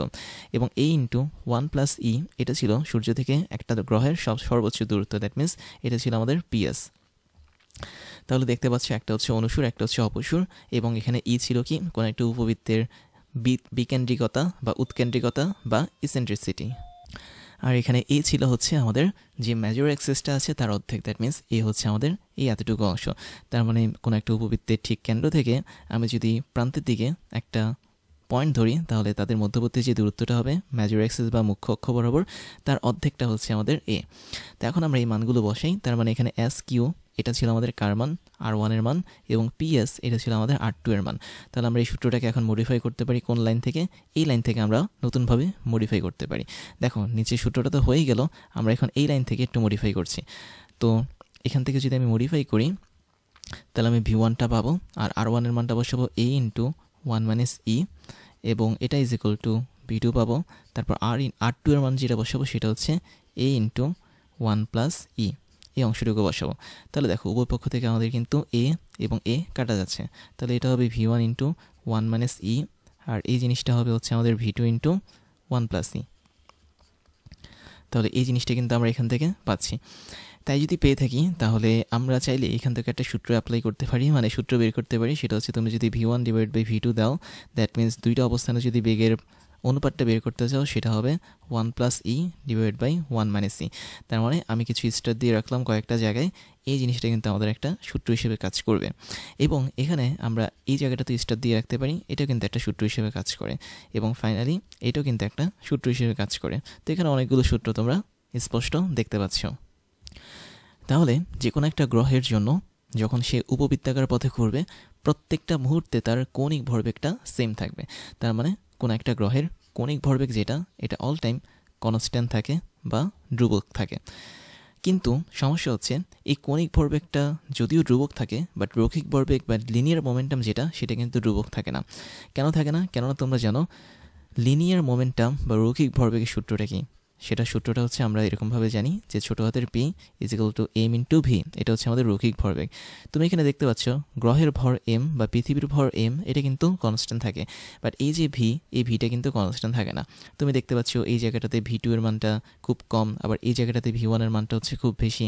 তার মানে এই v1 এবং v2 এর মানটা যেহেতু কম বেশি হচ্ছে প্রতি মুহূর্তে, তাই সেই কারণে আমি বলতে পারি রৈখিক ভরবেগটা কখনোই কনস্ট্যান্ট হয় না। কিন্তু আমরা যখন কৌণিক ভরবেগের কথা বলবো, কৌণিক ভরবেগকে প্রকাশ করা হচ্ছে এল দ্বারা।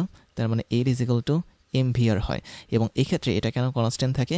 কারণ এখানে আমি দেখতে পাচ্ছি ভি এর মানটা যখন বেড়ে যাচ্ছে তখন আর এর মানটা কিন্তু কমে যাচ্ছে। আমি যদি একটু তীর চিহ্ন দিয়ে দেখাই তাহলে দেখো কৌণিক ভরবেগের ক্ষেত্রে ভি এর মানটা যখন অনেক বেশি তখন আর এর মানটা কিন্তু কম। আবার আমি যদি উল্টো করে বলি, ভি এর মানটা যখন কম তখন ডিস্টেন্স বা সূর্য থেকে গ্রহের দূরত্বটা হচ্ছে অনেক বেশি। তো এই যে এখানে ভি এবং আর এর একটা পরস্পর বিরোধী মনোভাব তৈরি হয়েছে বা পরস্পর বিরোধী মান হিসেবে সে কাজ করছে, সেজন্য ভি এবং আর এর গুণফলটা একটা ধ্রুবক থাকে। তার মানে মনে রাখবে আমাদের এখানে ভি এবং আর এর গুণফলটা সবসময় ধ্রুবক থাকবে, যেটা আমরা এই জায়গাটাতে দেখেছিলাম। আমি যদি তোমাকে একটু রেড কালারে দেখিয়ে দিই ইকুয়াল দিয়ে, এই জায়গাটাতে আমরা কিন্তু দেখেছিলাম দ্যাট মিনস ভি এবং আর এর গুণফলটা অল টাইম ধ্রুবক থাকে। তাহলে কোনো একটা গ্রহের জন্য কৌণিক ভরবেগ ধ্রুবক থাকে ভালো কথা, পাশাপাশি আরেকটা জিনিস ধ্রুবক থাকে, সেটা হচ্ছে ওই গ্রহের বেগ এবং সূর্য থেকে ওই গ্রহের যে দূরত্ব, এদের গুণফল সবসময় কনস্ট্যান্ট থাকে। তাহলে তোমাকে এই বিষয়টাও মাথায় রাখতে হবে। যদি সেটা কনস্ট্যান্ট থাকে, আমি বলতে পারি যে কোনো একটা সময়ে বেগ যদি হয় v1, ওই সময়টাতে সূর্য থেকে তার দূরত্ব যদি হয় r1, সেটার গুণফল হচ্ছে এটা। আবার অন্য কোনো সময় বেগ যদি হয় v2, সূর্য থেকে তার দূরত্ব যদি হয় r2, অন্য কোনো সময় বেগ যদি হয় v3, সূর্য থেকে যদি তার দূরত্ব হয় r3, তাহলে প্রত্যেকটার গুণফল কী হবে? অবশ্যই সমান হবে। তো এটাই হচ্ছে আমাদের কৌণিক ভরবেগের কনসেপ্ট থেকে আসা জিনিস। তো তুমি যতবার এরকম কোনো একটা গ্রহের বেগ এবং সূর্য থেকে তার দূরত্বকে গুণ করবে, প্রতিবারই তুমি এখানে ধ্রুবক পাবে বা সেম মান পাবে। আমি এখানে লিখে দিচ্ছি, তুমি এখানে সেম ভ্যালু পাবে। তো আবার এই জায়গাটাতে আমরা একটু টর্কের কনসেপ্টটা নিয়ে আসি। একসাথে আমরা অনেক কিছু দেখে ফেলছি, জাস্ট তোমাদেরকে ধাপে ধাপে মনে রাখতে হবে। তুমি ধরে নাও আমাদের গ্রহটা হচ্ছে এরকম একটা জায়গায় বসে আছে। তো এটা হচ্ছে আমাদের গ্রহটার জায়গা, সেটা ধরো হচ্ছে কি বলবো, আর বিন্দুতে বসে আছে। এখন এই গ্রহটাকে অবশ্যই সূর্য কী করবে? টানতে থাকবে। সূর্য যখন গ্রহটাকে টানবে, তার মানে সূর্যের দিকে সে একটা ফোর্স অনুভব করবে, যেটা হচ্ছে গ্র্যাভিটেশনাল ফোর্স বা মহাকর্ষ বল। তাহলে এই সূর্য বরাবর সে হচ্ছে একটা মহাকর্ষ বল এফজি অনুভব করবে। তো এই হচ্ছে আমাদের এফজি বল।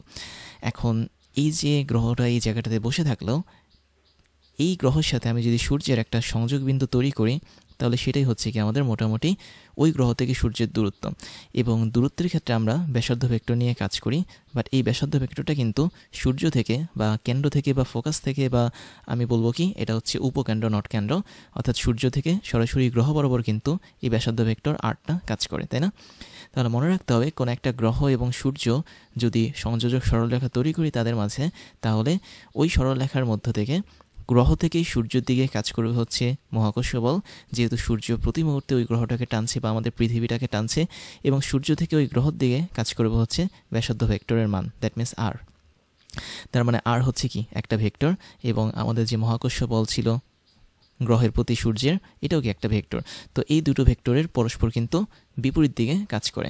এখন আমি যদি ওই গ্রহটার টর্ক বের করতে চাই, তাহলে সেই টর্কের মান কী হবে? আমি এখানে ছোট্ট করে লিখছি টর্ক বা টাউ, যেটাকে আমরা ভেক্টর সাইন দিয়ে প্রকাশ করি। তো এই টাউয়ের মানটা কীভাবে বের করতে হয়? অবশ্যই ব্যাসার্ধ ভেক্টরের সাথে ক্রস গুণ করতে হয় আমাদের বলের। এখানে কোন বলটা কাজ করছে? অবশ্যই গ্রহটার প্রতি সূর্যের মহাকর্ষ বল কাজ করছে।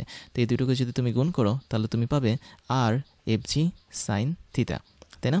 এখন সাইন থিতা মানে কি? থিতা মানে দেখো এফ জি এবং আর এরা দুজন কিন্তু পরস্পর বিপরীত দিকে কাজ করছে, তার মানে এখানে থিতা বলতে কিন্তু 180 ডিগ্রি বোঝাবে, আর সাইন 180 ডিগ্রি মান কিন্তু শূন্য, তার মানে আমরা এখানে যে জিনিসটা পাবো সেটা টোটালি একটা নাল ভেক্টর পাবো বা শূন্য ভেক্টর পাবো।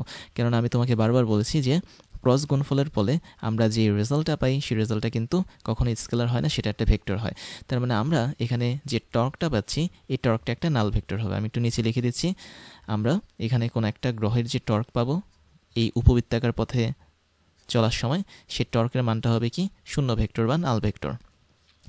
এর মানে কি? এর মানে হচ্ছে আমরা নিউটনের দ্বিতীয় সূত্র অনুসারে একটা জিনিস কিন্তু জানি যে কোনো একটা সিস্টেমে যদি প্রযুক্ত বলের মান শূন্য হয় তাহলে তার যেই লিনিয়ার মোমেন্টাম বা রৈখিক ভরবেগ আছে সেটা ধ্রুবক থাকে।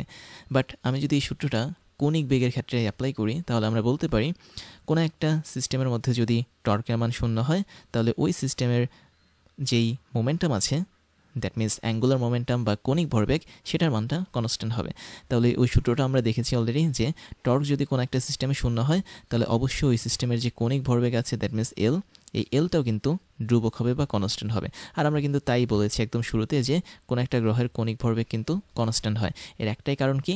কারণ হচ্ছে ওই গ্রহটার যে টর্ক, ওই টর্কের মান কিন্তু শূন্য হয় এবং টর্কের দিকও কিন্তু থাকে না, দ্যাট মিনস ওই টর্কটা হয় টোটালি একটা নাল ভেক্টর। তো তোমরা এভাবে বলতে পারো। তাহলে আমরা ফাইনাল যে কথাটা বলবো সেটা হচ্ছে ঘূর্ণায়মান কোনো একটা গ্রহের জন্য আমাদের রৈখিক ভরবেগ যেটা সেটার মানটা কনস্ট্যান্ট থাকে না, বাট কৌণিক যে ভরবেগটা আছে সেটার মানটা কনস্ট্যান্ট থাকে। আর এই কৌণিক ভরবেগটা কনস্ট্যান্ট থাকার মেইন রিজন হচ্ছে কি ওই গ্রহের যে টর্ক ছিল সেই টর্কটা একটা নাল ভেক্টর বা শূন্য ভেক্টর, সেই কারণে। তারপরে যেটা দেখবো সেটা হচ্ছে আমাদের 3 নম্বর যে সূত্রটা আছে ক্যাপলারের, সেটা দ্যাট মিনস তৃতীয় সূত্র বা আবর্তনকালের সূত্র, যেটাকে টাইম পিরিয়ডের সূত্র বলে থাকি, that means law of time period. তো আবর্তনকালের সূত্রটা কীরকম? যে আমরা জানি কোনো একটা গ্রহের কথা যদি বলি পৃথিবী, সে কিন্তু সূর্যের চারপাশে টোটাল যদি ঘুরে আসে তাহলে তার সময় লাগে হচ্ছে মোটামুটি 365 দিনের মতো। তাহলে এই যে 365 দিন আমরা পাচ্ছি এটা কিন্তু আমাদের পৃথিবীর আবর্তনকাল বা বলা যায় পৃথিবীর টাইম পিরিয়ড বা পর্যায়কাল। দ্যাট মিনস একটা নির্দিষ্ট বিন্দু থেকে যাত্রা শুরু করে আবার সেই বিন্দুতে যখন ফিরে আসে সূর্যের চারপাশে ওই পৃথিবীটা, তো ওই সময়টাকে বলি আমরা আবর্তনকাল। এখন খেয়াল করে দেখো এই আবর্তনকালের মধ্যে কিন্তু একটা কনসেপ্ট কাজ করে, সেটা হচ্ছে আমাদের সূর্য থেকে পৃথিবীর দূরত্ব কিন্তু সবসময় সমান থাকে না, যেটা আমি তোমাদেরকে বলেছি। তাহলে এক একটা সময় কিন্তু এক একটা দূরত্ব কাজ করে পৃথিবী থেকে সূর্যের মাঝামাঝি জায়গাটাতে। তো এই সবগুলো দূরত্বের আমি যদি গড় নিই তাহলে সেটা হয়ে যাবে কি আমাদের গড় দূরত্ব। তো এই গড় দূরত্বের সাথে আমাদের আবর্তনকালের একটা সুন্দর সম্পর্ক আছে। কীরকম? খেয়াল করে দেখো, আমরা এই জায়গাটাতে দেখতে পাচ্ছি পৃথিবীটা কিন্তু সূর্যের চারপাশে ঘুরছে, তাই না? তো আমি যদি এখানে একটা পয়েন্ট ধরি এই পয়েন্ট থেকে যাত্রা শুরু করে পৃথিবীটা যদি আবারও সেম একই পয়েন্ট এতে ফিরে আসে তাহলে তার সময় লাগছে কী পরিমাণ? টি পরিমাণ, যেটা হচ্ছে পর্যায়কাল। এবং এই যে এই বিন্দুতে আমাদের পৃথিবীটা ছিল, সে কি সবসময় এই বিন্দুতে থাকবে? থাকবে না, কিন্তু সে কখনো কখনো পাশের বিন্দু এখানে চলে যাবে, এখানে যাবে, এখানে যাবে। দ্যাট মিনস আমাদের এই উপবৃত্তাকার পথের প্রত্যেকটা বিন্দু, যেখানে ইনফিনিটি সংখ্যক বিন্দু আছে, প্রত্যেকটা বিন্দুর মধ্যে কিন্তু আমাদের পৃথিবীটা অবস্থান করবে। তো এই যে এ থেকে যাত্রা শুরু করে আবার এতে ফিরে আসতে গেল, তো এই ফিরে আসার মধ্যে আমাদের পৃথিবীটা কিন্তু বিভিন্ন পয়েন্টে পার করবে। আমি যদিও সবগুলো পয়েন্ট দেখাচ্ছি না, জাস্ট কয়েকটা পয়েন্ট দেখাচ্ছি বৃত্তাকার অনুসারে বা রেড কালার দিয়ে। তো এই প্রত্যেকটা পয়েন্টের সাথে আমি যদি সূর্যের একটা দাগ টানি বা সংযোগের সরলরেখা টানি তাহলে আমরা কিন্তু ভিন্ন ভিন্ন দূরত্ব পাবো। যেমন এখানে আমরা একটা ভিন্ন দূরত্ব পাবো, তারপর এখানে আমরা একটা ভিন্ন দূরত্ব পাবো, এখানে একটা ভিন্ন দূরত্ব, এখানে একটা ভিন্ন দূরত্ব। তো এরকমভাবে আমরা অনেকগুলো কিন্তু ভিন্ন ভিন্ন দূরত্ব পাবো। প্রত্যেকটা দূরত্বকে আমি যদি গড় করি, মানে হচ্ছে অ্যাভারেজ করি, তাহলে আমি ধরে নিলাম এমন একটা দূরত্ব পাবো সেটা হচ্ছে আমাদের এই মেজর অ্যাক্সিসের সমান দূরত্ব, দ্যাট মিনস এ। তো ক্যাপলারের তৃতীয় সূত্র যেটা বলে সেটা হচ্ছে এই আবর্তনকালের যে বর্গটা আছে দ্যাট মিনস টি, এটার স্কোয়ার, সেটা আসলে আমাদের এই যে গড় দূরত্বটা ছিল সূর্য থেকে পৃথিবীর, এই গড় দূরত্বের যে ঘনফল, এই ঘনফলের সমানুপাতিক। তার মানে খুবই সুন্দর একটা কনসেপ্ট। আমি যদি এক লাইনে বলি সেটা হচ্ছে সূর্যের চারদিকে প্রতিটা গ্রহের আবর্তনকালের বর্গ হচ্ছে সূর্য থেকে ওই গ্রহগুলোর গড় দূরত্বের ঘনফলের সমানুপাতিক। তাহলে তোমাকে এখন পর্যায়কাল চিনতে হবে বা আবর্তনকাল, সেটা হচ্ছে টি, এবং আমাদের এই গড় দূরত্ব বা একে চিনতে হবে। তো গড় দূরত্বটাকে বেশিরভাগ সময় যেটা ধরা হয় সেটা হচ্ছে সেমি মেজর অ্যাক্সিসের লেন্থ, বা বলা যায় আমাদের যে মেজর অ্যাক্সিস ছিল বা মুখ্য অক্ষ ছিল, ওই মুখ্য অক্ষের অর্ধেক যে পরিমাণটা দ্যাট মিনস এ, এই পরিমাণের মানে ঘনফলের সমানুপাতিক ধরা হয় কাকে? আমাদের আবর্তনকালের বর্গকে। তো এখন আমি ধরে নিলাম কি? আমি ধরে নিলাম আমাদের গ্রহ আসলে একটা না, গ্রহ আসলে অনেকগুলো। তাহলে সূর্য থেকে যদি অনেকগুলো গ্রহের কথা আমি বলি, যেমন বুধ গ্রহ, তারপর হচ্ছে শনি গ্রহ, তারপর হচ্ছে শুক্র গ্রহ, প্রত্যেকটা গ্রহের জন্য কিন্তু গড় দূরত্বগুলো আলাদা আলাদাভাবে কাজ করবে। আমি ধরে নিলাম সূর্যের চারপাশে এরকম অনেকগুলো গ্রহ আছে। তো একদম কাছের যে গ্রহ তার পর্যায়কাল হচ্ছে T1। দ্যাট মিনস T1 হচ্ছে আমাদের এই গ্রহটার পর্যায়কাল, মানে একদম কাছের গ্রহটার। এরপরে দ্বিতীয় যে গ্রহটা আছে ওর পর্যায়কাল হচ্ছে T2। দ্যাট মিনস দ্বিতীয় গ্রহটা সূর্যকে কেন্দ্র করে যতটুকু মানে সময় লাগে তার ঘুরে আসতে, সেটা হচ্ছে T2। তো আমি বাস্তব উদাহরণ ধরি। T1 হচ্ছে আমাদের সূর্যের সবচেয়ে কাছের যে গ্রহটা, দ্যাট মিনস বুধ, সেটার পর্যায়কাল। তারপর গ্রহটা হচ্ছে আমাদের শুক্র, সেটার পর্যায়কাল আমি ধরলাম T2। T3 আমি ধরলাম হচ্ছে পৃথিবীর পর্যায়কাল। T4 ধরলাম আমি মঙ্গল গ্রহের পর্যায়কাল। তো এরকমভাবে পর্যায়কাল কিন্তু চলতে থাকবে এবং প্রত্যেকটা পর্যায়কাল কিন্তু আলাদা আলাদা, তাই না? অবশ্যই আলাদা আলাদা। এখন আমি ধরলাম যে একদম কাছের যে গ্রহটা আছে সূর্যের কাছে, সেটা হচ্ছে বুধ। ওই গ্রহের গড় যে দূরত্বটা, দ্যাট মিনস ওই গ্রহটা যখন T1 পরিমাণ সময় টোটাল সূর্যটাকে আবর্তন করবে, তখন প্রত্যেকটা বিন্দুতে সে উপবৃত্তাকার পথে ঘোরার সময় তার দূরত্ব পরিবর্তন হবে এবং ওই দূরত্বগুলো থেকে আমরা গড় দূরত্ব বের করতে পারি। আমি সেটাকে ধরলাম হচ্ছে ধরো A1। একইভাবে আমি শুক্র যে গ্রহটা আছে সেটার গড় দূরত্ব ধরতে পারি A2 পৃথিবীর সাপেক্ষে। তারপরে পৃথিবীর যে গড় দূরত্বটা টোটাল 365 দিনে সে অতিক্রম করে, সেটাকে আমি ধরলাম হচ্ছে A3। আর মঙ্গল গ্রহের গড় দূরত্বকে ধরলাম আমি হচ্ছে A4। এবং এভাবে আমি প্রত্যেকটা গ্রহের গড় দূরত্বকে আলাদা আলাদা ধরবো, কেননা কোনো গ্রহের গড় দূরত্ব কিন্তু সমান না। তখন কি হবে? তখন খেয়াল করে দেখো, আমাদের এই যে এখানে একটা সূত্র লিখেছিলাম, এই সূত্রটাকে আমরা মডিফাই করতে পারি। কিভাবে? আমরা এখানে দেখাচ্ছি। সূত্রটাকে মডিফাই করে লিখতে পারি T² ইজ ইকুয়াল টু একটা সমানুপাতিক ধ্রুবক K ইন্টু AQ। এভাবে আমরা লিখতে পারি। অথবা আলটিমেটলি আমরা লিখতে পারি এখানে T² ডিভাইড বাই হচ্ছে AQ। তো এটার ভাগফল হচ্ছে কি? সমানুপাতিক ধ্রুবক বা K। তার মানে তুমি ভিন্ন ভিন্ন গ্রহের পর্যায়কালের বর্গকে যদি ওই ভিন্ন ভিন্ন গ্রহের গড় দূরত্বের ঘন দ্বারা ভাগ করো, তাহলে প্রতিটা ক্ষেত্রেই তুমি সেম মান পাবে। হোক সেটা, মানে এটা কিন্তু শুধুমাত্র একটা নির্দিষ্ট সৌরজগতের জন্য, তুমি পার্শ্ববর্তী কোনো সৌরজগতের জন্য এভাবে করতে পারবে না। ধরো একটা গ্রহের জন্য আমি পর্যায়কাল নিলাম T1 এবং তার গড় দূরত্ব নিলাম হচ্ছে A1, এবং আমি পার্শ্ববর্তী আরেকটা নক্ষত্র বা স্টার সিস্টেমের অন্য একটা গ্রহের জন্য আমি পর্যায়কাল নিলাম T2, গড় দূরত্ব নিলাম A2। এদের মধ্যে কিন্তু ভাগ করলে সেটা সমান হবে না। তার মানে আমাদের নক্ষত্র বা সূর্যটাকে সেম থাকতে হবে প্রত্যেকটা গ্রহের জন্য। তো এটা যদি আমাদের হয়ে থাকে, তাহলে আমরা এখান থেকে লিখতে পারি অবশ্যই T1 বা বুধ গ্রহ যেটা, সেই গ্রহের আবর্তনকালের বর্গ ডিভাইড বাই ওই গ্রহের গড় দূরত্বের ঘন, এটার মান যা হবে শুক্র গ্রহের আবর্তনকালের বর্গ ডিভাইড বাই শুক্র গ্রহের গড় দূরত্বের যে ঘনটা আছে সেটা তাই হবে। একইভাবে পৃথিবীর যে গড় মানে আবর্তনকাল ছিল T3, ওটার বর্গ এবং পৃথিবীর যে গড় দূরত্বটা ছিল দ্যাট মিনস A3, তার ঘনটা কি সমান হবে। তো এভাবে প্রত্যেকটা গ্রহর পর্যায়কালের বর্গ এবং গড় দূরত্বের ঘন, এই দুটোর অনুপাত বা ভাগফল সমান হবে। দ্যাট মিনস সেম হবে বা কনস্ট্যান্ট হবে। আমি এখানে ডট ডট না দিয়ে সেম লিখে দিই। কিন্তু এটা শুধুমাত্র কাজ করবে নির্দিষ্ট একটা নক্ষত্রের জন্য। যেমন সূর্য হচ্ছে আমাদের সৌরজগতের একমাত্র নক্ষত্র। তো সূর্যের চারপাশের প্রত্যেকটা গ্রহের জন্য আমাদের এই সূত্রটা কাজ করবে। এখন এই সূত্রটাকে আমরা চাইলে একটু অন্যভাবেও সাজাতে পারি। খেয়াল করে দেখো, আমি যদি যে কোনো দুটো সূত্র নিই, ধরো এই সূত্রটা এবং এই সূত্রটা, এই দুটো পার্ট নিই, তাহলে এদেরকে কীভাবে লিখতে পারবো? এদেরকে আমি লিখতে পারবো এভাবে, যে কোন জায়গায় লিখি? এখানে লিখি।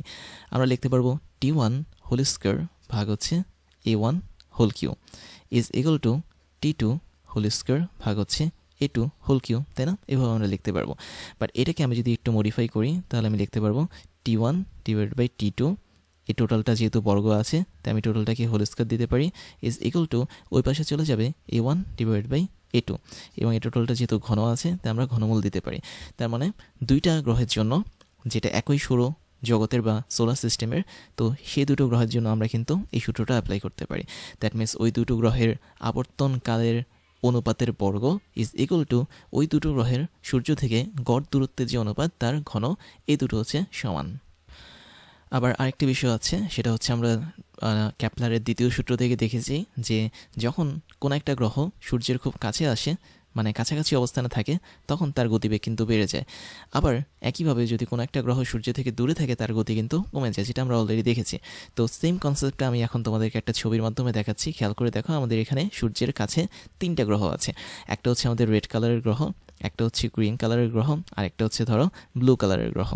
এই তিনটে গ্রহের মধ্যে আমাদের রেড কালারের যে গ্রহটা আছে সেটা সূর্যের খুব কাছে আছে, মানে সূর্যের 2 নম্বর কক্ষপথ, দ্যাট মিনস এখানে আছে। এখন দেখো, আমি একটা সময় সেট করে দিলাম t=1 ডে। আমি 1 ডে না বলে 1 ইয়ার বলি, কথার কথা আমাদের পৃথিবীর সময়কাল অনুসারে 1 ইয়ার বলতে পারি। এই 1 বছর সময় সূর্যের কাছে যে রেড কালারের গ্রহটা আছে সেটা কিন্তু মোটামুটি অনেকটুকু দূরত্ব অতিক্রম করেছে। দ্যাট মিনস সে মোটামুটি সূর্যকে ঘুরে ফেলেছে, ঘুরে সে জাস্ট এতটুকু জায়গা বাদ রেখেছে। তার মানে আমি বলতে পারি সূর্যের কাছাকাছি অবস্থানে থাকায় তার বেগটা অনেক বেশি ছিল, যার জন্য সে মোটামুটি ঘুরে অনেকটা কাছাকাছি অবস্থানে চলে এসেছে, বাট সেম অবস্থানে যায়নি। এখন আমি যদি গ্রিন কালারের গ্রহটাকে দেখি, সেটার ক্ষেত্রে আমি একটা সময় নির্দিষ্ট করলাম, সেটা হচ্ছে 1 ইয়ার। বাট 1 ইয়ার সময় সে কিন্তু টোটাল সূর্যকে ঘুরে আসতে পারেনি, সে কিন্তু কিছুটা অংশ ঘুরে এসেছে। দ্যাট মিনস এই জায়গা থেকে সে এই জায়গায় গিয়েছে, আর অতিক্রম করতে পারেনি। তার মানে বলা যায় যেহেতু গ্রিন কালারের গ্রহটা সূর্য থেকে কিছুটা দূরে, তাই তার বেগটা কিন্তু কম ছিল, এবং তার বেগটা কম ছিল বলে সে জাস্ট এতটুকু জায়গা অতিক্রম করেছে। এবং আমি যদি ফাইনালি ব্লু কালারের গ্রহটার কথা বলি, তাকেও আমি 1 ইয়ার সময় দিয়েছিলাম, বাট এই সময়টাতে সে জাস্ট এতটুকু দূরত্ব অতিক্রম করেছে। তার মানে ব্লু কালার বা নীল কালারের গ্রহটা সূর্য থেকে অনেক বেশি পরিমাণ দূরে, যার জন্য সে খুব কম পরিমাণ দূরত্ব অতিক্রম করেছে, কেননা তার বেগটা কম ছিল। তাহলে আমি যদি বেগের হিসাবটা বলি, বেগটা এরকম হবে। ধরো আমাদের রেড কালারের যেই গ্রহটা ছিল তার বেগ যদি হয় vr, গ্রিন কালারের গ্রহের বেগ যদি হয় vg, এবং ব্লু কালারের গ্রহের যদি রৈখিক বেগ হয় আমাদের vb, তাহলে আমাদের রেড কালারের গ্রহের বেগটা সবচেয়ে বেশি থাকবে। তো এটাও কিন্তু আমরা মোটামুটি বলতে পারি। কিন্তু আমি যদি এই 3টা গ্রহের জন্য আবর্তনকাল এবং তাদের গড় দূরত্বের এরকম অনুপাতটা বের করি, তাহলে তাদের ক্ষেত্রে কিন্তু কেপলারের তৃতীয় সূত্রটা কাজ করবে। দ্যাট মিনস আমি যদি একটু দেখাই তোমাকে, আমি টি এর মানটা এখন 1 ইয়ার না দিয়ে অন্য কিছু দিই। ধরো আমরা এখন আবর্তনকাল নিয়ে কাজ করব। ধরো রেড কালারের যে গ্রহটা আছে তার আবর্তনকাল হচ্ছে t(r), গ্রিন কালারের যে গ্রহটা আছে সূর্যকে ঘুরে আসতে তার সময় লাগে t(g), এবং ব্লু কালারের যে গ্রহটা আছে তার আবর্তনকাল আমি ধরলাম tb। দ্যাট মিনস সূর্যকে টোটালি ঘুরে আসতে তার এতটুকু সময় লাগে। তাহলে এদের ক্ষেত্রে আমি যদি এদের বর্গগুলোকে ভাগ করে দিই তাদের গড় দূরত্বের ঘনের সাথে, তাহলে প্রত্যেকটা কিন্তু সমান হবে। তো আমি ধরে নিলাম গ্রিন কালারের যে গ্রহটা আছে সে গ্রহটার সূর্য থেকে গড় দূরত্বটা হচ্ছে কত, a(r) ধরে নিলাম। তাহলে a(r) এর আমি যদি ঘন করি, এটার অনুপাতটা যা হবে, গ্রিন কালারের গ্রহটার যদি গড় দূরত্ব থাকে সূর্য থেকে a(g), ওর ঘন করলে তাকে অনুপাত করলে তাই হবে। এবং ব্লু কালারের গ্রহটার গড় দূরত্ব যদি সূর্য থেকে টিবি হয়, তাহলে ওর ঘন করে আমি যদি টিবি স্কোয়ারের সাথে ভাগ করে দিই, তাহলে আমরা প্রত্যেকটা ক্ষেত্রে সেম অনুপাত পাবো, মানে প্রত্যেকটা ক্ষেত্রে মানটা সমান পাবো। কেননা আমাদের এখানে যে সোলার সিস্টেমটা আছে সেটা কিন্তু একটা সোলার সিস্টেম, দ্যাট মিনস একটা মাত্র সূর্যের আন্ডারে কাজ করছে। তো এটা ছিল আমাদের কেপলারের তৃতীয় সূত্রের জন্য উদাহরণ। এবার আমরা একটু অন্যভাবে কেপলারের তৃতীয় সূত্রের ফর্মুলাটা বের করব। দ্যাট মিনস আমরা যে ফর্মুলাটা দেখেছিলাম, আমি যদি এক কথা বলি, সেটা হচ্ছে আবর্তনকালের বর্গ এবং আমাদের যে গড় দূরত্ব বা সেমি মেজর অ্যাক্সিসের যে ছিল দূরত্বটা তার ঘন সমানুপাতিক। তো এটা কীভাবে এসেছে আমরা একটু দেখি। তো এটা দেখার জন্য আমরা একটা বাস্তব উদাহরণ নিই। আমরা ধরে নিই যে আমাদের একদম মাঝখানে সান বা সূর্য বসে আছে এবং সূর্যের চারপাশে ঠিক বৃত্তাকার পথে পৃথিবী ঘুরছে। যদিও আমরা জানি এটা বৃত্তাকার পথ না, এটা হচ্ছে উপবৃত্তাকার পথ, বাট আমরা এখন সূত্র বের করার জন্য ধরে নিলাম এটা বৃত্তাকার পথ। পরবর্তীতে আমরা এটাকে উপবৃত্তাকার পথে কনভার্ট করব। তো এই বৃত্তাকার পথে ঘুরে বেড়াচ্ছে গিয়ে পৃথিবী। তার মানে এই জায়গাটাতে আমি দেখতে পাচ্ছি পৃথিবী বা আর্থ বসে আছে। এখন পৃথিবী যখন এরকম কোনো একটা বৃত্তাকার পথে ঘুরতে থাকবে, তখন তার মধ্যে কিন্তু দুইটা ফোর্স বা দুইটা বল কাজ করবে। একটা হচ্ছে সেন্ট্রিপেটাল ফোর্স আর একটা হচ্ছে সেন্ট্রিফিউগাল ফোর্স। দ্যাট মিনস একটা হচ্ছে কেন্দ্রমুখী বল, একটা হচ্ছে কেন্দ্রবিমুখী বল।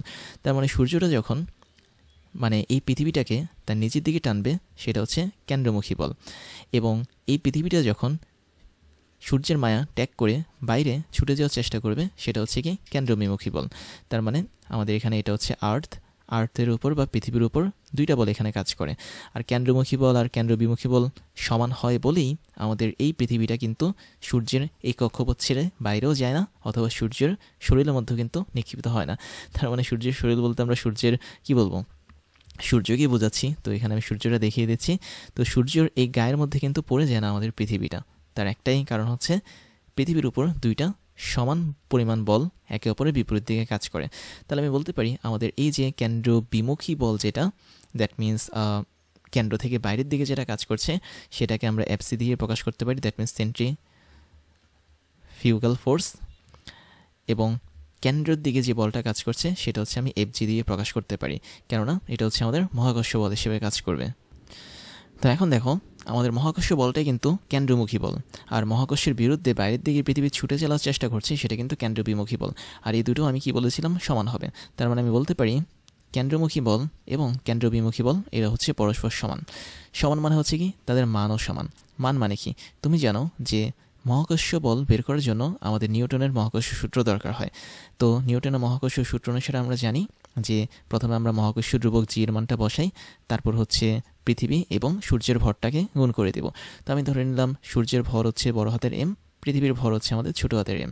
তাহলে বড় হাতের এম এর সাথে আমরা ছোটো হাতের এমটাকে গুণ করব আর তাদের মধ্যবর্তী দূরত্বের বর্গ দিয়ে দেব। তো আমি ধরে নিলাম তাদের মধ্যবর্তী দূরত্ব হচ্ছে আর, তো আর এর বর্গটা দিয়ে দিলাম। তাহলে এই আরটা আসলে কি মিন করে, এই আরটা মিন করে আমাদের এই যে বৃত্তাকার কক্ষপথে পৃথিবীটা ঘুরে বেড়াচ্ছে এই কক্ষপথের ব্যাসার্ধকে মিন করে, দ্যাট মিনস এটা হচ্ছে আমাদের আর। যদি আমরা জানি এটা বৃত্তাকার কক্ষপথ না, এটা হচ্ছে উপবৃত্তাকার কক্ষপথ, বাট আমরা একটু পরে এটাকে উপবৃত্তাকার কক্ষপথে কনভার্ট করব। আমরা জাস্ট বৃত্তাকার কক্ষপথকে নিয়েই এই কনসেপ্টটা দেখি। তাহলে আর হচ্ছে আমাদের এই বৃত্তাকার কক্ষপথের ব্যাসার্ধ, যেটা হচ্ছে সূর্য থেকে পৃথিবীর দূরত্ব। তাহলে এই জিনিসটার মান আমরা পেলাম মহাকর্ষ বল অনুসারে। এবং আমরা যদি কেন্দ্র বিমুখী বলের মান বের করতে চাই সেটার মান আমরা জানি mv² ডিভাইড বাই আর, যেখানে ভি হচ্ছে পৃথিবীর রৈখিক বেগ। দ্যাট মিনস ভিটা হচ্ছে স্পর্শক বরাবর কাজ করবে, যেটা পৃথিবীর রৈখিক বেগ, এবং ছোটো হাতের এম হচ্ছে কি পৃথিবীর ভর। তো তাই যদি হয় আমরা এখানে কিছু কাটাকাটি করতে পারি, এখান থেকে এম কাটা, আলটিমেটলি আর স্কোয়ার আর একটা আর থাকবে, কাটাকাটি গেলে আমরা এখান থেকে ভি স্কোয়ারের মান পাবো। বাট এটাকে আমি যদি সরাসরি লিখি তাহলে আমি পাবো জিএম ডিভাইড বাই আর, এই টোটালটার উপর স্কোয়ার। বাট আমি যদি ভি স্কোয়ারের মান বের করি তবে স্কোয়ার থাকবে, মানে তবে এরকম থাকবে, দ্যাট মিনস ভি স্কোয়ারের মানটা থাকবে হচ্ছে এরকম। বাট আমি যদি সরাসরি ভি বের করি তাহলে এই টোটালটা রুট ওভারের মধ্যে ঢুকে যাবে, আর রুট ওভার মানে হচ্ছে কি আমরা পাওয়ার হিসেবে হাফ দিতে পারি। এখন দেখো তো আমরা এখানে যে ভিটা পাচ্ছি এটা কিন্তু একটা প্ল্যানেট বা পৃথিবী বা কোনো একটা স্যাটেলাইট, তার মানে এটা হচ্ছে আমাদের পৃথিবী বা ওই প্ল্যানেট বা ওই স্যাটেলাইটের বেগ যেটা সূর্যকে কেন্দ্র করে ঘুরছে কোনো একটা বৃত্তাকার পথে। তো এখন আমরা তো জানি যে একবার যদি পৃথিবীটা টোটাল সূর্যকে কেন্দ্র করে ঘুরে আসে তাহলে তার সময়টা লাগে কি টি, যেটাকে আমরা পর্যায়কাল বলি। তার মানে টি হচ্ছে আমাদের এখানে টাইম পিরিয়ড বা পর্যায়কাল, এবং পৃথিবীর জন্য এই পর্যায়কালের মানটা হচ্ছে কি পিরিয়ড, রাইট। পৃথিবীর জন্য এই পর্যায়কালটা হচ্ছে কত 365 দিন। তো ওটা নিয়ে আমরা দেখবো না, আমরা এই টাইম পিরিয়ডের মানটা বের করবো। তুমি দেখো তো এই যে পৃথিবীটা সেটা কিন্তু টোটাল সূর্যকে কেন্দ্র করে ঘুরছে। যখন পৃথিবীটা টোটাল একবার ঘুরে আসবে তখন সে কিন্তু একটা নির্দিষ্ট পরিধি অতিক্রম করবে। আর তোমরা এই বৃত্তাকার কক্ষপথে পরিধি দেখতে পাচ্ছ 2π আর হবে, যেহেতু আর হচ্ছে আমাদের ব্যাসার্ধ। তাই যদি হয় তবে আমরা S = VT এই সূত্রটার মতো করে এখানে একটা সূত্র কাজে লাগাতে পারি। S হচ্ছে কি আমাদের ডিস্টেন্স, V হচ্ছে আমাদের বেগ, T হচ্ছে আমাদের সময়। তাহলে এখানে ডিস্টেন্স বা S এটার মান কত, অবশ্যই পরিধির সমান মান, যেহেতু পৃথিবীটা এই পরিধির সমান দূরত্ব অতিক্রম করেছে তাহলে 2π আর বসবে হচ্ছে এখানে। V হচ্ছে কি আমাদের পৃথিবীর বেগ, এবং এই পৃথিবীর বেগটা কিন্তু তুমি অলরেডি বের করেছো, সেটা ছিল GM ডিভাইড বাই আর, এবং এই টোটালটা রুট ওভার হিসেবে ছিল। তো এটা হচ্ছে আমাদের V হিসেবে কাজ করবে। আর এখানে ছোটো হাতের টিটা হচ্ছে পৃথিবীর পর্যায়কাল বা বড় হাতের টি। আমার টার্গেট এখানে কি, আমরা এই সম্পর্কটা এখান থেকে বের করার চেষ্টা করব। তাহলে আমি যদি টিটাকে এক পাশে রাখি, টি হচ্ছে আমাদের পর্যায়কাল, তাহলে অপর পাশে যেটা যাবে সেটা হচ্ছে 2π আর উপরে থাকবে, আর নিচে থাকবে হচ্ছে GM ডিভাইড বাই আর, এবং এই টোটালটার রুট ওভার। এখন দেখো এই টোটালটার রুট ওভার মানে হচ্ছে কি আমাদের GM এটার উপরেও কিন্তু পাওয়ার হিসেবে থাকবে হাফ, এবং আর এর উপরেও কিন্তু পাওয়ার হিসেবে থাকবে হাফ, তাই না? এই জিনিসটা কিন্তু এখানে থাকবে। এবার আমি টোটালটাকে উল্টে দিই, আমরা এখানে পাবো টি বা পর্যায়কাল এটা = দেখো কি হয়, আমরা যদি নিচের আরটাকে উপরে নিয়ে যাই তাহলে কি হচ্ছে 2π আর, এটা আগের মতোই থাকবে, আর নিচের আরটা এখন কিন্তু উপরে চলে যাবে, দ্যাট মিনস এটা হবে r⁴ কেননা তুমি জানো ভাগ হিসেবে যদি নিচে একটা আর থাকে সেটা উপরে চলে যায়, মানে কোনো একটা জিনিস যদি থাকে সেটা উপরে চলে যায়। তো এটা নিচে থাকবে হচ্ছে root over GM. That means আমি এখানে সরাসরি রুট ওভার জিএম লিখতে পারি যেহেতু জিএম এর উপর হাফ আছে। তো এখন এটাকে যদি আমি এখন আরেকটু মডিফাই করি, দ্যাট মিনস পাওয়ারগুলোকে যদি আমি সূচকের নিয়ম অনুসারে একত্রিত করি, তাহলে আমি পাবো r⁻1 + 1/2। তার মানে এখানে চলে আসবে r⁻3/2, আর এখানে আগের মতোই রুট ওভার জিএম কাজ করবে। এখন এই সমীকরণের মধ্যে দেখো তো কে কে জিনিস মানে ধ্রুবক হিসেবে কারা কারা আছে। আমি দেখতে পাচ্ছি এখানে রুট ওভার জিএম এর ভিতরে জিএম দুটোই ধ্রুবক। আবার এখানে 2π যেটা দেখতে পাচ্ছি এটা টোটালটা আবার ধ্রুবক। ধ্রুবক মানে হচ্ছে কি যেটার মানটা চেঞ্জ হয় না। 2 এবং π কখনো চেঞ্জ হবে না, এবং রুট ওভার জিএম এদের মানও কি কখনো চেঞ্জ হবে না। তাহলে আমি এদেরকে সরিয়ে একটা সমানুপাতিক ধ্রুবক দিতে পারি, আর এই জায়গাটাতে আমি r⁻3/2 রাখতে পারি। এবং আমরা সূচকের নিয়ম অনুসারে জানি যে যদি আমরা এরকম পাওয়ারটাকে রাখি তাহলে পাওয়ারের মানগুলো কিন্তু এক্সচেঞ্জ হয়। তার মানে টি সমানুপাতিক আর এর উপর যে 3/2 আছে তার 3টা আর এর উপর থাকবে, এবং 1/2 এর 2টা আমাদের এই জায়গাটাতে চলে আসবে। সুতরাং আলটিমেটলি আমরা যেটা পেলাম সেটা হচ্ছে টি² সমানুপাতিক r3। তাহলে দেখো তো এই সূত্রটা অনেকটা আমাদের এই সূত্রের মতো চলে এসেছে, বা কেপলারের তৃতীয় সূত্রটা কিন্তু অনেকটা প্রমাণ হয়ে গেছে। বাট এখানে একটা সমস্যা হচ্ছে কি, আমাদের গ্রহগুলো কিন্তু বৃত্তাকার পথে চলে না, আমাদের গ্রহগুলো চলে হচ্ছে উপবৃত্তাকার পথে। তার মানে আমরা যে এখানে আর ইউজ করেছি এটা কিন্তু ওই বৃত্তাকার পথের রেডিয়াস বা কি বলবো ব্যাসার্ধ হিসেবে কাজ করে। বাট আমরা তো বাস্তব অর্থে ব্যাসার্ধ নিয়ে কাজ করতে পারবো না, কেননা গ্রহগুলো উপবৃত্তাকার পথে ঘোরে, আর উপবৃত্তাকার পথে কিন্তু ব্যাসার্ধ কাজ করে না। সেই জন্য এই আরটাকে আসলে রিপ্লেস করা হয়। এই আরের বদলে আমরা সেমি মেজর অ্যাক্সিস বা বলা যায় মুখ্য অক্ষের অর্ধেকটাকে নিই, যেটা আমরা আগের স্লাইডের ছবিতে দেখেছি। তো আর এর বদলে আমরা এখানে এ কিউকে নিই, আর টি এর বদলে আমরা ঠিকই নিই, দ্যাট মিনস টি² সমানুপাতিক এ কিউ। এটা হচ্ছে আমাদের রিয়েল সূত্র। তার মানে যদি কখনো তোমরা এরকম কোনো সূত্র পাও যেখানে বৃত্তাকার কক্ষপথের জন্য সূত্রটা বানানো হয়েছে, তাহলে আমি বলবো ওই সূত্রটা আসলে সঠিক না, কারণ আমরা এখানে কখনোই রেডিয়াস বা আর নিয়ে কাজ করি না। আমরা এখানে সূত্র প্রমাণের জন্য জাস্ট রেডিয়াস এই ধারণাটাকে নিয়ে আসলাম, বাট আলটিমেটলি এখানে যে দূরত্বটা কাজ করে সেটা হচ্ছে সেমি মেজর অ্যাক্সিসের দূরত্ব, যেটাকে আমরা গড় দূরত্ব বলেছি। দ্যাট মিনস সূর্য থেকে ওই গ্রহটার প্রত্যেকটা মুহূর্তের দূরত্বের যে গড় সেটাই হচ্ছে আমাদের এ। এবার ফাইনাল আর একটা কথা তোমাদেরকে বলবো, সেটা হচ্ছে আমরা যে শুধুমাত্র পৃথিবী, বুধ, শুক্র, তারপর হচ্ছে ইউরেনাস, নেপচুন বা হচ্ছে বৃহস্পতি গ্রহ এদের জন্য যে কেপলারের 3টা সূত্র অ্যাপ্লাই করেছি তা না, কেপলারের 3টা সূত্র আসলে অ্যাপ্লাই করা যায় স্যাটেলাইটের জন্য। দ্যাট মিনস তুমি যদি সূর্যের চারপাশে কোনো একটা জায়গায় বা পৃথিবীর চারপাশে যদি কোনো একটা জায়গায় স্যাটেলাইট বা কৃত্রিম উপগ্রহকে রাখো, তাহলে সেই স্যাটেলাইট বা কৃত্রিম উপগ্রহের জন্য কিন্তু আমাদের এই কেপলারের সূত্রগুলো কাজ করবে। তার মানে আমরা পৃথিবীর চারপাশে স্যাটেলাইটকে অবস্থান করাবো কেপলারের সূত্র ইউজ করে, এবং সূর্যের চারপাশে অথবা চাঁদেরও চারপাশে যদি আমি কোনো একটা স্যাটেলাইটকে স্থাপন করি, তাহলে আমাদের এই কেপলারের 3টে সূত্র মেনে তারপর স্থাপন করতে হবে। তার মানে আমাদের মুন বা চাঁদ এর চারপাশের স্যাটেলাইট, আর্থ বা পৃথিবী এর চারপাশের স্যাটেলাইট, যে কোনো গ্রহ, উপগ্রহ কিংবা নক্ষত্রের চারপাশে আমরা যেই স্যাটেলাইট ইউজ করব, কৃত্রিম স্যাটেলাইট বা কৃত্রিম উপগ্রহ, সেখানে আমাদের কিন্তু কেপলারের 3টে সূত্রকে কাজে লাগিয়ে তারপরে ক্যালকুলেশন করতে হবে। তারপর দেখো তোমাদেরকে একটা ইন্টারেস্টিং জিনিস দেখায়, সেটা হচ্ছে আমরা একটা হিসাব দেখতে পাচ্ছি বিভিন্ন ধরনের প্ল্যানেট বা গ্রহের কথা এখানে বলা হয়েছে। That means Mercury, Venus, Earth, Mars, তারপর হচ্ছে জুপিটার, স্যাটার্ন, মানে হচ্ছে শনি, ইউরেনাস, নেপচুন। তো ফ্লুটোকে যদিও এখন গ্রহ হিসেবে কল্পনা করা হয় না, তারপর আমি হিসাবটা দিলাম। তো এখানে বিভিন্ন গ্রহ দেখতে পাচ্ছ। প্রথমটা হচ্ছে আমাদের বুধ মানে মার্কারি, তারপর হচ্ছে ভেনাস শুক্র, তারপর হচ্ছে মার্স মানে মঙ্গল, জুপিটার মানে হচ্ছে বৃহস্পতি। তো প্রত্যেকটা গ্রহের আমাদের semi major Axis that means এর মানটা দেওয়া আছে, যেটাকে আমরা গড় দূরত্ব বলেছিলাম, এবং 10⁻10 মিটারে দেওয়া। দ্যাট মিনস 5.97 ইন্টু 10⁻10 মিটার হিসেবে এটা কাজ করবে। একইভাবে আর্থের জন্য সেমি মেজর অ্যাক্সিস হচ্ছে কি 15 ইন্টু 10⁻10। তার মানে সূর্যকে কেন্দ্র করে যখন ঘুরছে আমাদের আর্থ বা মার্কারি বা ভেনাস, তখন ওই সূর্য থেকে মানে সূর্যকে যখন আমি ফোকাস ধরবো, তখন সেই উপবৃত্তাকার পথের যেই সেমি মেজর অ্যাক্সিস থাকবে বা বলা যায় মুখ্য অক্ষের যে অর্ধেক অংশটা থাকবে, সেটার পরিমাণটা হচ্ছে এত মিটার করে। দ্যাট মিনস 5.79 ইন্টু 10⁻10 মিটার করে।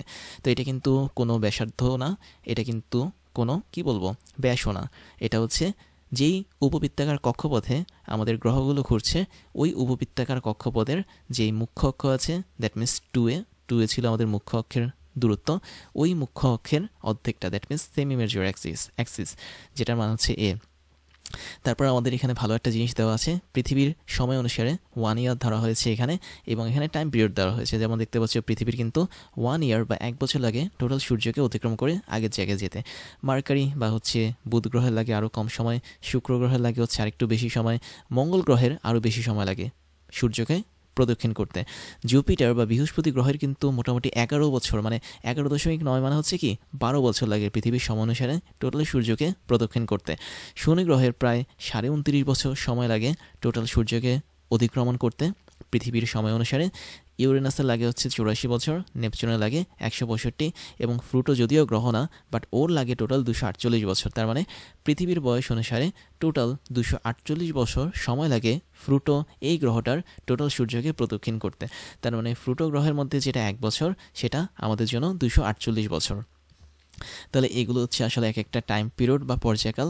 তো আমরা এখানে সেমি মেজর অ্যাক্সিস এ দেখতে পাচ্ছি, টাইম পিরিয়ড টি দেখতে পাচ্ছি, এবং আমরা যে অনুপাতটা বের করে দেখেছিলাম এই অনুপাতটা হচ্ছে সেটা। দ্যাট মিন্স আমাদের পর্যায়কালের স্কয়ার ভাগ হচ্ছে সেমি মেজর অ্যাক্সিসের ঘন। তো আমি যদি এই ভাগফলটা করি কেপলারের তৃতীয় সূত্র অনুসারে, এটার মানটা কিন্তু কনস্ট্যান্ট বা ধ্রুবক আসার কথা ছিল, তাই না? এবং আমি দেখতে পাচ্ছি এই মানগুলো কিন্তু প্রায় কাছাকাছি এসেছে। দ্যাট মিন্স প্রত্যেকটা মানে কিন্তু সমান এসেছে। তুমি দেখতে পাচ্ছ এখানে কিন্তু আমাদের এই মানগুলো বের করার পর 10^34 এই জিনিসটা কাজ করছে। তো সেক্ষেত্রে আমাদের এই মানটার যে ইউনিটটা হবে টাইমের জন্য ইয়ার, তার মানে ইয়ারের স্কয়ার, এবং আমাদের সেমি মেজর অ্যাক্সিসের জন্য হচ্ছে মিটার, তার মানে মিটার কিউ। তো আমি দেখতে পাচ্ছি আমাদের এই অনুপাতটা প্রথম গ্রহ দ্যাট মিন্স বুধের জন্য হয়েছে 2.99, শুক্র গ্রহের জন্য হচ্ছে 3। তো 2.99 আর 3 কিন্তু খুব কাছাকাছি। পৃথিবীর জন্য 2.96, তারপর হচ্ছে মঙ্গলের জন্য 2.98। তো সবগুলো ভ্যালু কিন্তু প্রায় কাছাকাছি এসেছে, এবং এটাই কিন্তু কেপলারের তৃতীয় সূত্রে বলা হয়েছে যে কোনো একটা গ্রহ যখন সূর্যের চারপাশে ঘুরতে থাকবে তখন ওই গ্রহের আবর্তনকাল যে ছিল সে আবর্তনকালের বর্গ এবং সূর্য থেকে ওই গ্রহের যে গড় দূরত্ব that means semi major Axis তার ঘনফল এরা সমানুপাতিক হবে। তো 3.01, 2.98, 2.98, 2.99, 2.99 সবগুলো মান কিন্তু প্রায় সেম এসেছে। তো এই টোটাল চকটা কিন্তু তৈরি করা হয়েছে কেপলারের তৃতীয় সূত্র অনুসারে। তারপর আমরা একটা অ্যানিমেশনও দেখতে পারি, মানে তোমাদেরকে দেখাতে পারি যে এই কাহিনীটা আসলে কেন ঘটে। কেননা সূর্যের কাছাধারে যে সমস্ত গ্রহ থাকে দ্যাট মিন্স এই জায়গাটাতে যে গ্রহগুলো থাকে ওরা অনেক দ্রুত গতিতে চলতে পারে, কেননা তাদের বেগ বেশি থাকে। আর আস্তে আস্তে যখন সূর্য থেকে আমরা দূরে যাই, যেমন এখানে তুমি শনি গ্রহ দেখতে পাচ্ছ, শনি গ্রহের চারপাশে এরকম বলয় থাকে। তো এটা হচ্ছে অনেকটা মিথেন গ্যাসের বলয়। তো এটা যেহেতু সূর্য থেকে অনেক দূরে তাই এটা আস্তে আস্তে ঘুরবে, এবং সবচেয়ে দূরে তুমি এখানে ইউরেনাস বা নেপচুন কোনো একটা গ্রহ দেখতে পাচ্ছ, সেটা কিন্তু এই কক্ষপথে আরও আস্তে আস্তে ঘুরছে, তাই না? তাহলে এটাই হচ্ছে আমাদের কেপলারের সূত্রের সিস্টেম, যে কোনো একটা গ্রহ যদি সূর্যের খুব কাছে থাকে সেটা খুব দ্রুত ঘুরবে, আর আস্তে আস্তে আমি যখন দূরত্বটা বাড়াবো তখন সে আস্তে আস্তে ঘুরবে। সেজন্য আমাদের সবচেয়ে লাস্টে যে গ্রহটা ছিল প্লুটো, সেটা কিন্তু 248 বছর সময় লাগিয়েছে সূর্যের চারপাশে ঘোরার জন্য।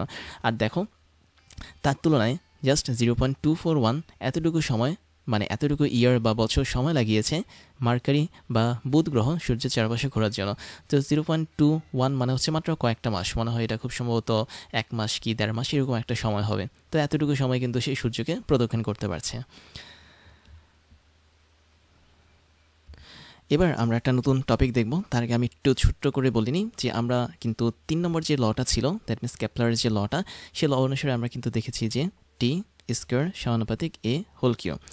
এই জায়গাটাতে বা এই সূত্রের মধ্যে কিন্তু আমাদের গ্রহের আকার, গ্রহের আকৃতি, গ্রহের ভর, গ্রহের ঘনত্ব কোনো কিছু আসেনি। দ্যাট মিন্স আমি যদি গ্রহের আয়তন বলি সেটা হচ্ছে ভি, গ্রহের ওজন যদি বলি ডব্লিউ, গ্রহের ভর যদি বলি এম, গ্রহের ঘনত্ব যদি বলি রো, এবং গ্রহের অভিকর্ষ ত্বরণ যদি বলি জি, এরা কোনো কিছু কিন্তু আসেনি। এবং গ্রহের যত ধরনের মানে কি বলবো কোয়ান্টিটি আছে বা রাশি আছে কোনো কিছু কিন্তু এখানে আসেনি। গ্রহের যেই রেডিয়াসটা আছে দ্যাট মিন্স আর, এটাও কিন্তু আসেনি। গ্রহের যেই ব্যাসটা আছে দ্যাট মিন্স ডি, এটাও কিন্তু এই সূত্রের মধ্যে স্থান পায়নি। তাহলে যেহেতু গ্রহের এই সমস্ত বৈশিষ্ট্যগুলো স্থান পায়নি, তাহলে আমি এটা বলতে পারি যে আমাদের কেপলারের সূত্রের ক্ষেত্রে কোনো একটা গ্রহের আবর্তনকাল সেটা কিন্তু গ্রহের এই সমস্ত কোয়ান্টিটির উপর নির্ভর করে না। তার মানে সূর্য থেকে নির্দিষ্ট দূরে আমাদের পৃথিবীর কথা যদি বলি, পৃথিবীর আবর্তনকাল হচ্ছে কি 1 ইয়ার। তাহলে এই 1 ইয়ারটা কখনোই কিন্তু পরিবর্তন হবে না।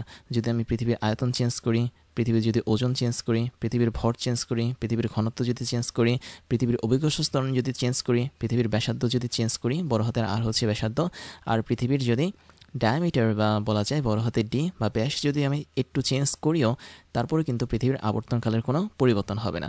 তো এটাই হচ্ছে আমাদের ক্যাপলারের সূত্রের যেই ক্যাপলারের সূত্রের মেইন যে বিষয়টা সেই বিষয়টা। তো সবসময় মনে রাখবে কোনো একটা গ্রহের আবর্তনকাল কখনো কিন্তু এই সমস্ত জিনিসের উপর নির্ভর করে না, এটা শুধুমাত্র সূর্য থেকে ওই গ্রহের গড় দূরত্বের উপর নির্ভর করে। এবার যেটা দেখব সেটা হচ্ছে আমরা উৎকেন্দ্রিকতার মাধ্যমে গ্রহের গতিবেগগুলো বের করব।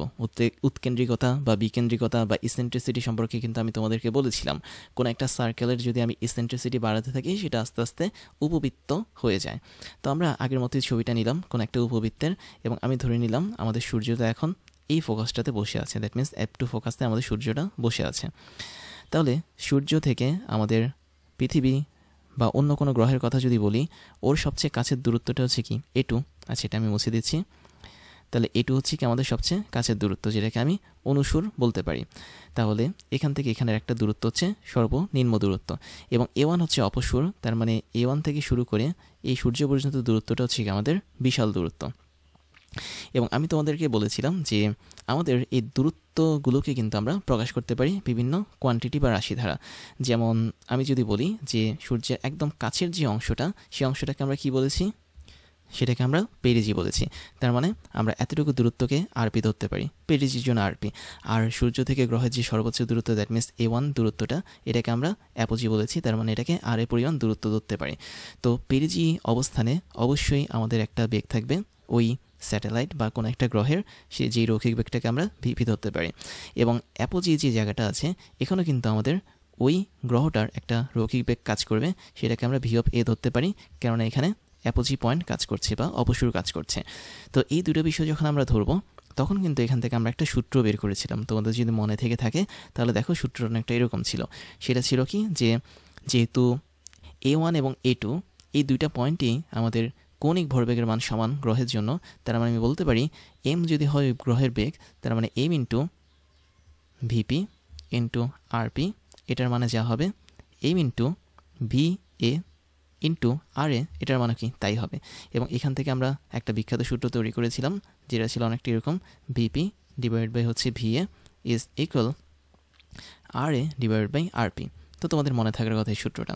এবং এই সূত্রটাকে আমরা একটু এক্সটেন্ডও করেছিলাম। খেয়াল করে দেখো, আমরা কিন্তু দুটো দূরত্ব শিখেছিলাম মানে দ্বিতীয় সূত্রের ক্ষেত্রে। সেটা কীরকম ছিল, আর এ মানে হচ্ছে কি অ্যাপোজি, তার মানে অনেক দূরের দূরত্ব। এবং এই দূরের দূরত্বটাকে আমরা এভাবে লিখতাম এ ইন্টু 1 প্লাস ই, যেখানে ই হচ্ছে কি ইসেন্ট্রিসিটি, এবং এ হচ্ছে আমাদের সেমি মেজর অ্যাক্সিস, বা বলা যায় এ হচ্ছে আমাদের A1 থেকে ও এর দূরত্ব। তো তুমি এখানেও এটা লিখে রাখতে পারো, A1 থেকে আমাদের ও হচ্ছে আমাদের এই উপবৃত্তের কেন্দ্র, এর দূরত্বটা হচ্ছে এ। একই সাথে A2 থেকে আমাদের ও এর যে দূরত্ব, এটাও কিন্তু এ হিসেবে কাজ করে। তো এটা আমি জাস্ট তোমাদের বোঝার জন্য লিখে রাখলাম। আর আমাদের এখানে আরপি যেটা, তার মানটা কি ছিল, এ ইন্টু 1 মাইনাস এ, মানে 1 মাইনাস ই, যেটা ছিল পেরিজি বা মিনিমাম ডিস্টেন্স। তাহলে এটা আমরা এখানে লিখে রাখতে পারি, আর এ মানে হচ্ছে এ ইন্টু 1 প্লাস ই, এবং আমাদের এখানে নিচে থাকবে হচ্ছে এ ইন্টু 1 মাইনাস ই। এবং এখান থেকে আমরা আলটিমেটলি লিখতে পেরেছিলাম যে এ এ কাটা যাবে, এবং এখানে আমরা লিখতে পারবো 1 প্লাস ই ডিভাইড বাই হচ্ছে 1 মাইনাস ই। তো এই সূত্র কিন্তু আমরা অলরেডি বের করেছি। এখন এটাকে কাজে লাগিয়ে আমরা আলাদাভাবে ভিপি এবং ভিএ এই দুটো বেগ বের করব। তার মানে আমাদের টার্গেটটা হচ্ছে কি, যে যখন কোনো একটা গ্রহ পৃথিবীর মানে সূর্যের খুব কাছে থাকে, দ্যাট মিনস A2 পয়েন্টে থাকে, তখন তার বেগের মানটা কত হবে, দ্যাট মিনস পেরিজি পয়েন্টে আমাদের বেগের মানটা কত হবে, এটা বের করব। এবং যখন সূর্য থেকে সবচেয়ে দূরে থাকে, দ্যাট মিনস অ্যাপোজি পয়েন্টে থাকে, তখন আমাদের বেগের মানটা, দ্যাট মিনস ভিএ কত হবে, সেটা আমরা এখন বের করব। এখন তোমরা জানো গ্রহগুলোর মধ্যে কিন্তু আমাদের মোট শক্তি কাজ করে, এবং মোট শক্তি মানে হচ্ছে কি মেকানিক্যাল এনার্জি বা যান্ত্রিক শক্তি কাজ করে। তাহলে পেরিজি এবং অ্যাপোজি এই দুটো পয়েন্টের কথা যদি বলি, দ্যাট মিনস A1 এবং A2 পয়েন্ট, এই দুটো পয়েন্টে কিন্তু গ্রহগুলোর মোট শক্তি সংরক্ষিত থাকবে বা সেম থাকবে। কীরকমভাবে সেম থাকবে, আমি যদি বলি A1, আচ্ছা A1 না দিয়ে আমি মোট শক্তিটাকে ই দিয়ে প্রকাশ করি, তাহলে ই হচ্ছে আমাদের মেকানিক্যাল এনার্জি। তাহলে এই 1 বিন্দুতে বা সূর্য থেকে সবচেয়ে দূরবর্তী বিন্দুতে আমাদের গ্রহটার মোট শক্তি যা থাকবে, সূর্য থেকে সবচেয়ে কাছের বিন্দুতে, দ্যাট মিনস A2তে আমাদের গ্রহটার মোট শক্তি তাই থাকবে। এবং এই ই মানে হচ্ছে কি যান্ত্রিক শক্তি বা মোট শক্তি। মোট শক্তি মানে হচ্ছে কি বিভব শক্তি প্লাস গতিশক্তি। তাহলে আমরা এখানে A1 বিন্দুতে ওই গ্রহটার বিভব শক্তি এবং গতিশক্তির যোগফল যা পাবো, A2 বিন্দুতে তাই পাবো। তাহলে A1 বিন্দুতে আমি ওই গ্রহটার মোট শক্তি লিখছি। প্রথমে আমরা গতিশক্তি লিখব। গতিশক্তি মানে হচ্ছে half m v square. M হচ্ছে আমি ধরে নিলাম গ্রহটার ভর, এবং এখানে আমাদের যে বেগটা কাজ করবে সেটা হচ্ছে ভিএ বেগ কাজ করবে। তার মানে A1 পয়েন্টে আমাদের ভিএ বেগটা কাজ করবে। তাহলে ভিএ বেগটা যদি কাজ করে এটার বর্গ দেব, এটাই হচ্ছে কি আমাদের গতিশক্তি। এখন আমরা এর সাথে বিভব শক্তি যোগ করব। এখন দেখো গ্রহদের বিভব শক্তি বের করার সূত্রটা কি। বিভব শক্তি বের করার জন্য আমাদের প্রথমে একটা মাইনাস দিতে হয়, তারপরে বিভব শক্তির সূত্র হচ্ছে জি, তারপর হচ্ছে সূর্য থেকে যেহেতু গ্রহের একটা দূরত্ব আছে, তার মানে সূর্যের ভর ইন্টু হচ্ছে ওই গ্রহটার ভর ডিভাইড বাই আমাদের সূর্য থেকে ওই গ্রহের যে দূরত্বটা সেটা। এবং আমরা দেখতে পাচ্ছি পেরিজি পয়েন্টে এই দূরত্বটা হচ্ছে কত, আর এই হিসেবে কাজ করবে। তো এটা হচ্ছে আমাদের বিভব শক্তির সূত্র, এবং এই টোটালটা কিন্তু আমরা ব্র্যাকেটে রাখবো। তাহলে এই পয়েন্টটা আমরা পেলাম কি, আমাদের অ্যাপোজি যে পয়েন্টটা আছে, আমি বারবার এটাকে পেরেজি বলছি, আসলে এটা অ্যাপোজি হবে, দ্যাট মিনস দূরবর্তী দূরত্ব। তো অ্যাপোজি পয়েন্টে আমাদের মোট বিভব শক্তি এবং মোট গতিশক্তির যোগফল। তারপর আমরা A2 পয়েন্ট দেখি, সেটা হচ্ছে পেরিজি পয়েন্ট। তো এখানে আমাদের গতিশক্তি থাকবে half into m v square, v মানে হচ্ছে ভিপি স্কোয়ার যেহেতু পেরিজি পয়েন্ট, প্লাস ওর সাথে আমি বিভব শক্তি গুণ করবো। বিভব শক্তি মানে হচ্ছে মাইনাস দিয়ে লিখতে হয় বিভব শক্তির সূত্র, জি ইন্টু সূর্যের ভর ইন্টু পৃথিবীর ভর ডিভাইড বাই আমাদের পেরিজি পয়েন্টের দূরত্বটা, দ্যাট মিনস সূর্য থেকে পেরিজি পয়েন্টের দূরত্বটা হচ্ছে আরপি। তো এই জিনিসটাকে আমরা এখানে বসিয়ে দিব, ব্র্যাকেট ক্লোজ। তো এভাবে আমরা কিন্তু টোটাল সূত্রটা বানাতে পারি। এখন দেখো এই সূত্রটা থেকে আমরা কী কী নিতে পারি। আমরা একটা কাজ করতে পারি, উভয় পক্ষে আমি একটা কাজ করি, কি করি, হ্যাঁ, আমি এখানে হাফ এম এটাকে কমন নিলাম। হাফ এম যদি কমন নিই, আরেকটা বিষয় দেখো, আমাদের এখানে কোন জিনিসটার বেগ বেশি। আমি দেখতে পাচ্ছি ভিপি যেটা, এটা কিন্তু বেগ বেশি। তোমরা জানো সূর্যের কাছে ধারে যখন থাকে কোনো একটা গ্রহ, তখন তার বেগটা কিন্তু বেশি হয়। আমি একটু এই জিনিসগুলো লিখে দিই। ভিপির বেগটা কিন্তু ভি এর চেয়ে বেশি। আবার আরপি এর যে মানটা, এটা কিন্তু আর এর চেয়ে কম। তাই যদি হয়, তাহলে আমরা এখানে যদি বেগটাকে বিয়োগ করতে চাই একটার সাপেক্ষে আরেকটা, তাহলে অবশ্যই প্রথমে আমরা পেরিজি আছে যেটা, সেটার বেগটাকে বিয়োগ করব। That means half m VP square, এটাকে আমরা আগে রাখবো এবং মাইনাস করব হাফ এম ভি স্কোয়ার। তার মানে এই পাশটাতে আমরা এটাকে ফিক্সড রেখে অপর পাশ থেকে হাফ এম ভি স্কোয়ারকে নিয়ে বিয়োগ করে দেব। তাই যদি হয়, তাহলে অপর প্রান্তে আমাদের যেটা চলে যাবে সেটা হচ্ছে কি G M m divide by VP. এটা আমাদের মানে না, ভিপি না, এটা হচ্ছে আরপি। এটা ওই প্রান্তে আগে চলে যাবে, এবং এখান থেকে আমরা মাইনাস করব g M m divide by R a. তুমি যদি একটু খেয়াল করে দেখো, তাহলে আমাদের এরকম একটা সমীকরণ তৈরি হবে। তো যেহেতু আমাদের ভিপি এর মানটা ভি এর চেয়ে বেশি, তাই আমরা ভিপি স্কোয়ারটাকে আগে রেখেছি, ভি স্কোয়ারটাকে পরে রেখেছি। তো এখান থেকে আমরা হাফ এম কমন নিতে পারি। কমন নিলে আমরা পাবো ভিপি স্কোয়ার মাইনাস হচ্ছে ভি স্কোয়ার, এবং এই পাশটাতে আমরা যেটা পাবো সেটা হচ্ছে উভয় পক্ষ থেকে জিএম কমন যায়, এবং এখানে থাকবে হচ্ছে 1 ডিভাইড বাই আরপি, আর এখানে থাকবে হচ্ছে 1 ডিভাইড বাই আর এ। এই অংশটুকু আমাদের এখানে থাকবে। তারপর দেখো উভয় পক্ষ থেকে আমাদের এই ছোটো হাতের এম কিন্তু কাটা যায়। আবার এখানে যে হাফটা আছে, এটা ওই পাশে গেলে 2 হয়ে যাবে। তার মানে আমি 2 মানে হাফটাকে মুছে দিয়ে এখানে সরাসরি 2 লিখে দিচ্ছি। তাহলে আলটিমেটলি আমরা এখানে যেটা পাচ্ছি সেটা হচ্ছে এরকম একটা সমীকরণ পাচ্ছি। এখন দেখো এই সমীকরণের মধ্যে আরেকটু কাহিনী করব। সেটা হচ্ছে, তুমি যে ভিপিটা দেখতে পাচ্ছ, প্রথমে আমরা বর্গ করে বিয়োগ করতে চাচ্ছি। এই ভিপিটাকে কিন্তু আমরা আলাদাভাবে বের করতে পারি। আমাদের উপরে থাকে এই সমীকরণটা থেকে, আমি জাস্ট একটু মার্ক করে দিই। এই সমীকরণটা থেকে কিন্তু আমরা ইচ্ছে করলে ভিপিকে বের করতে পারি। তাহলে দেখো তো ভিপির মানটা কত হবে। VP is equal two V, এটা আর গুণ হয়ে যাবে, ওর সাথে গুণ থাকবে হচ্ছে আর এ ডিভাইড বাই হচ্ছে আরপি। তো এই ভিপির মানটা আমি এই জায়গাটাতে বসিয়ে দেখি কি আসে। তাহলে আমি কৌশলে ভিপির মানটা এখানে বসিয়ে দিলে আমি পাবো কি, ভি এ এটার স্কোয়ার পাবো, তারপর হচ্ছে আর এ এটার স্কোয়ার পাবো, আর পি এটার স্কোয়ার পাবো। তার মানে ভিপির বদলে আমি এই মানটা বসিয়ে দিতে পারি, মাইনাস ভি স্কোয়ার এভাবে লিখতে পারবো। আর এখানে থাকবে হচ্ছে আমাদের 2 GM into 1 divide by R P minus হচ্ছে 1 ডিভাইড বাই আর এ। এই জিনিসটা আমরা পাবো। তাহলে দেখো আমাদের এখানে অনেকটুকু হয়ে গেছে। আমরা এখন যেটা করতে পারি সেটা হচ্ছে ভি এ স্কোয়ার যেটা, সেটাকে কমন নিতে পারি। তো এটার জন্য আমাদের মনে হয় নেক্সট একটা পেজে যেতে হবে। তাহলে আমরা নেক্সট পেজে সেম জিনিসটা দেখি। তো আমাদের এখানে কতটুকু ছিল, আমাদের এখানে সমীকরণটা অনেকটা এরকম ছিল, আমি একটু দেখি। তো ভি এ স্কোয়ার, আচ্ছা এরকম ছিল। তো প্রথমে আমাদের ছিল হচ্ছে ভি এ স্কোয়ার। তো আমি যদি ভি এ স্কোয়ারটা মানে আগের সমীকরণটা লিখছি, এখানে ছিল আর এ স্কোয়ার, আর নিচে ছিল হচ্ছে আর পি স্কোয়ার, মাইনাস ছিল হচ্ছে V a square is equal to 2 g m, এখানে ছিল 1 divide by R p square, না আরপি স্কোয়ার ছিল না খুব সম্ভবত, 1 divide by rp minus 1 divide by R a ছিল, রাইট। তাহলে 1 ডিভাইড বাই আরপি মাইনাস হচ্ছে 1 ডিভাইড বাই আর এ। তো এটা ছিল আমাদের আগের সমীকরণ। আমরা এখন এখান থেকে ট্রাই করব ভিএ এটার মান বের করার। তাহলে দেখো সব কিছু আগের মতোই আছে, ভিএ স্কোয়ারটাকে আমি কমন নিলাম। আমরা এখানে পাবো কি, লসাগু করে দিই। লসাগু করলে আমি পাবো আরপি স্কোয়ারটা নিচে থাকবে, উপরে থাকবে হচ্ছে আর স্কোয়ার মাইনাস এখানে থাকবে আরপি স্কোয়ার।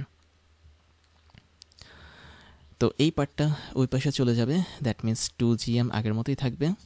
এখানে থাকবে হচ্ছে 1 বাই আরপি মাইনাস 1 বাই আর এ, এই অংশটুকু থাকবে।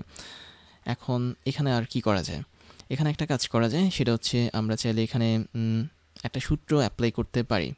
যেহেতু আর এ মাইনাস আরপি আছে, তো এখানে আমরা চাইলে একটা সূত্র অ্যাপ্লাই করতে পারি, দ্যাট মিনস ভি স্কোয়ার দিলাম। আমরা এখানে সূত্র অ্যাপ্লাই করবো এ plus B A minus B এর, তার মানে আর এ প্লাস আরপি হবে একটা মান, আরেকটা হচ্ছে আর এ মাইনাস আরপি হবে একটা মান। এ plus B A minus B, এই সূত্রটা আমরা এখানে অ্যাপ্লাই করলাম।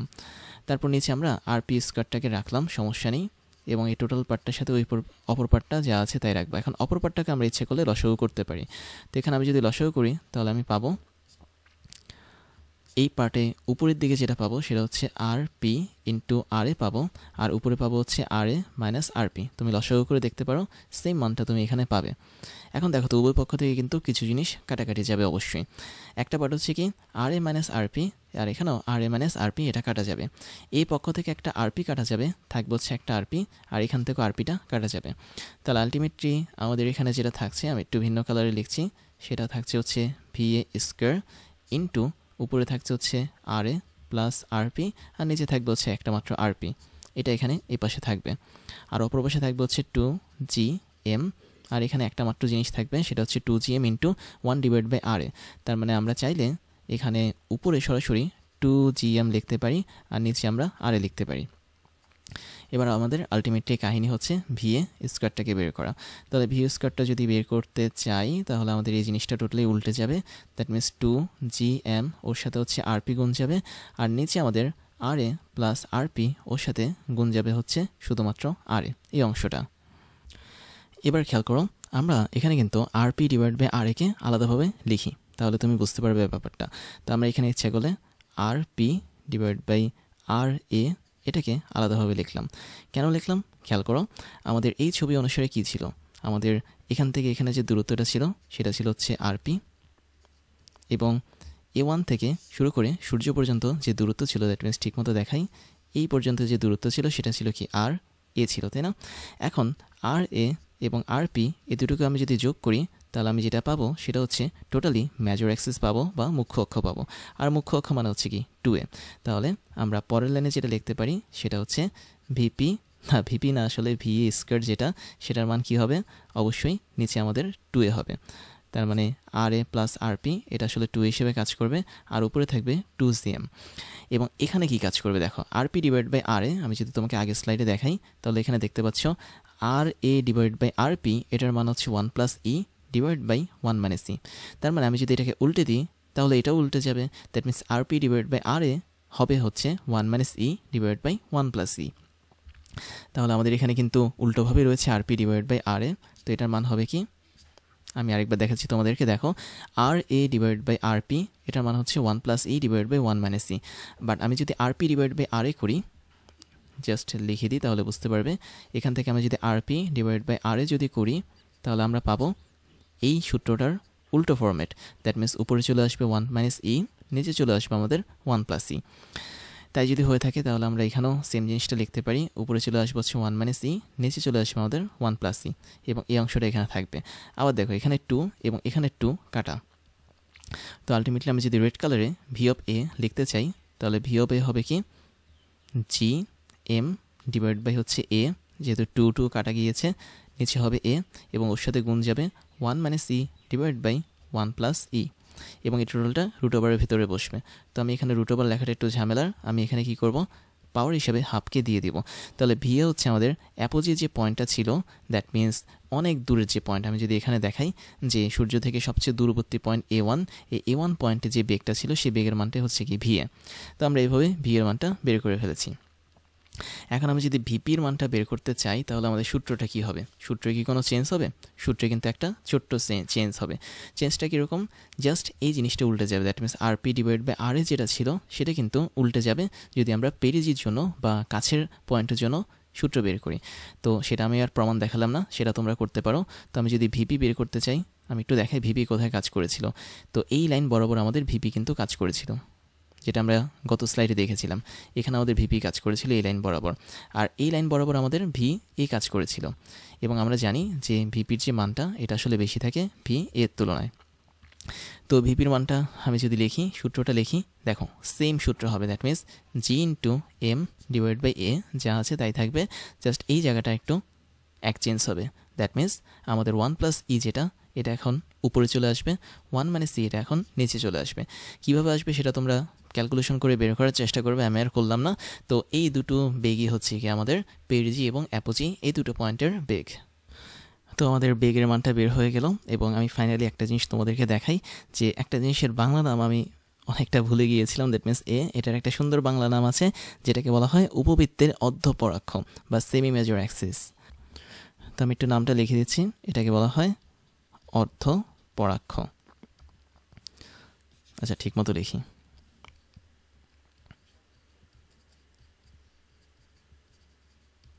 তাহলে উপবৃত্তের অর্ধপরাক্ষটাই হচ্ছে আমাদের সেমি মেজর অ্যাক্সিস, এবং এটার বাংলা এটাই।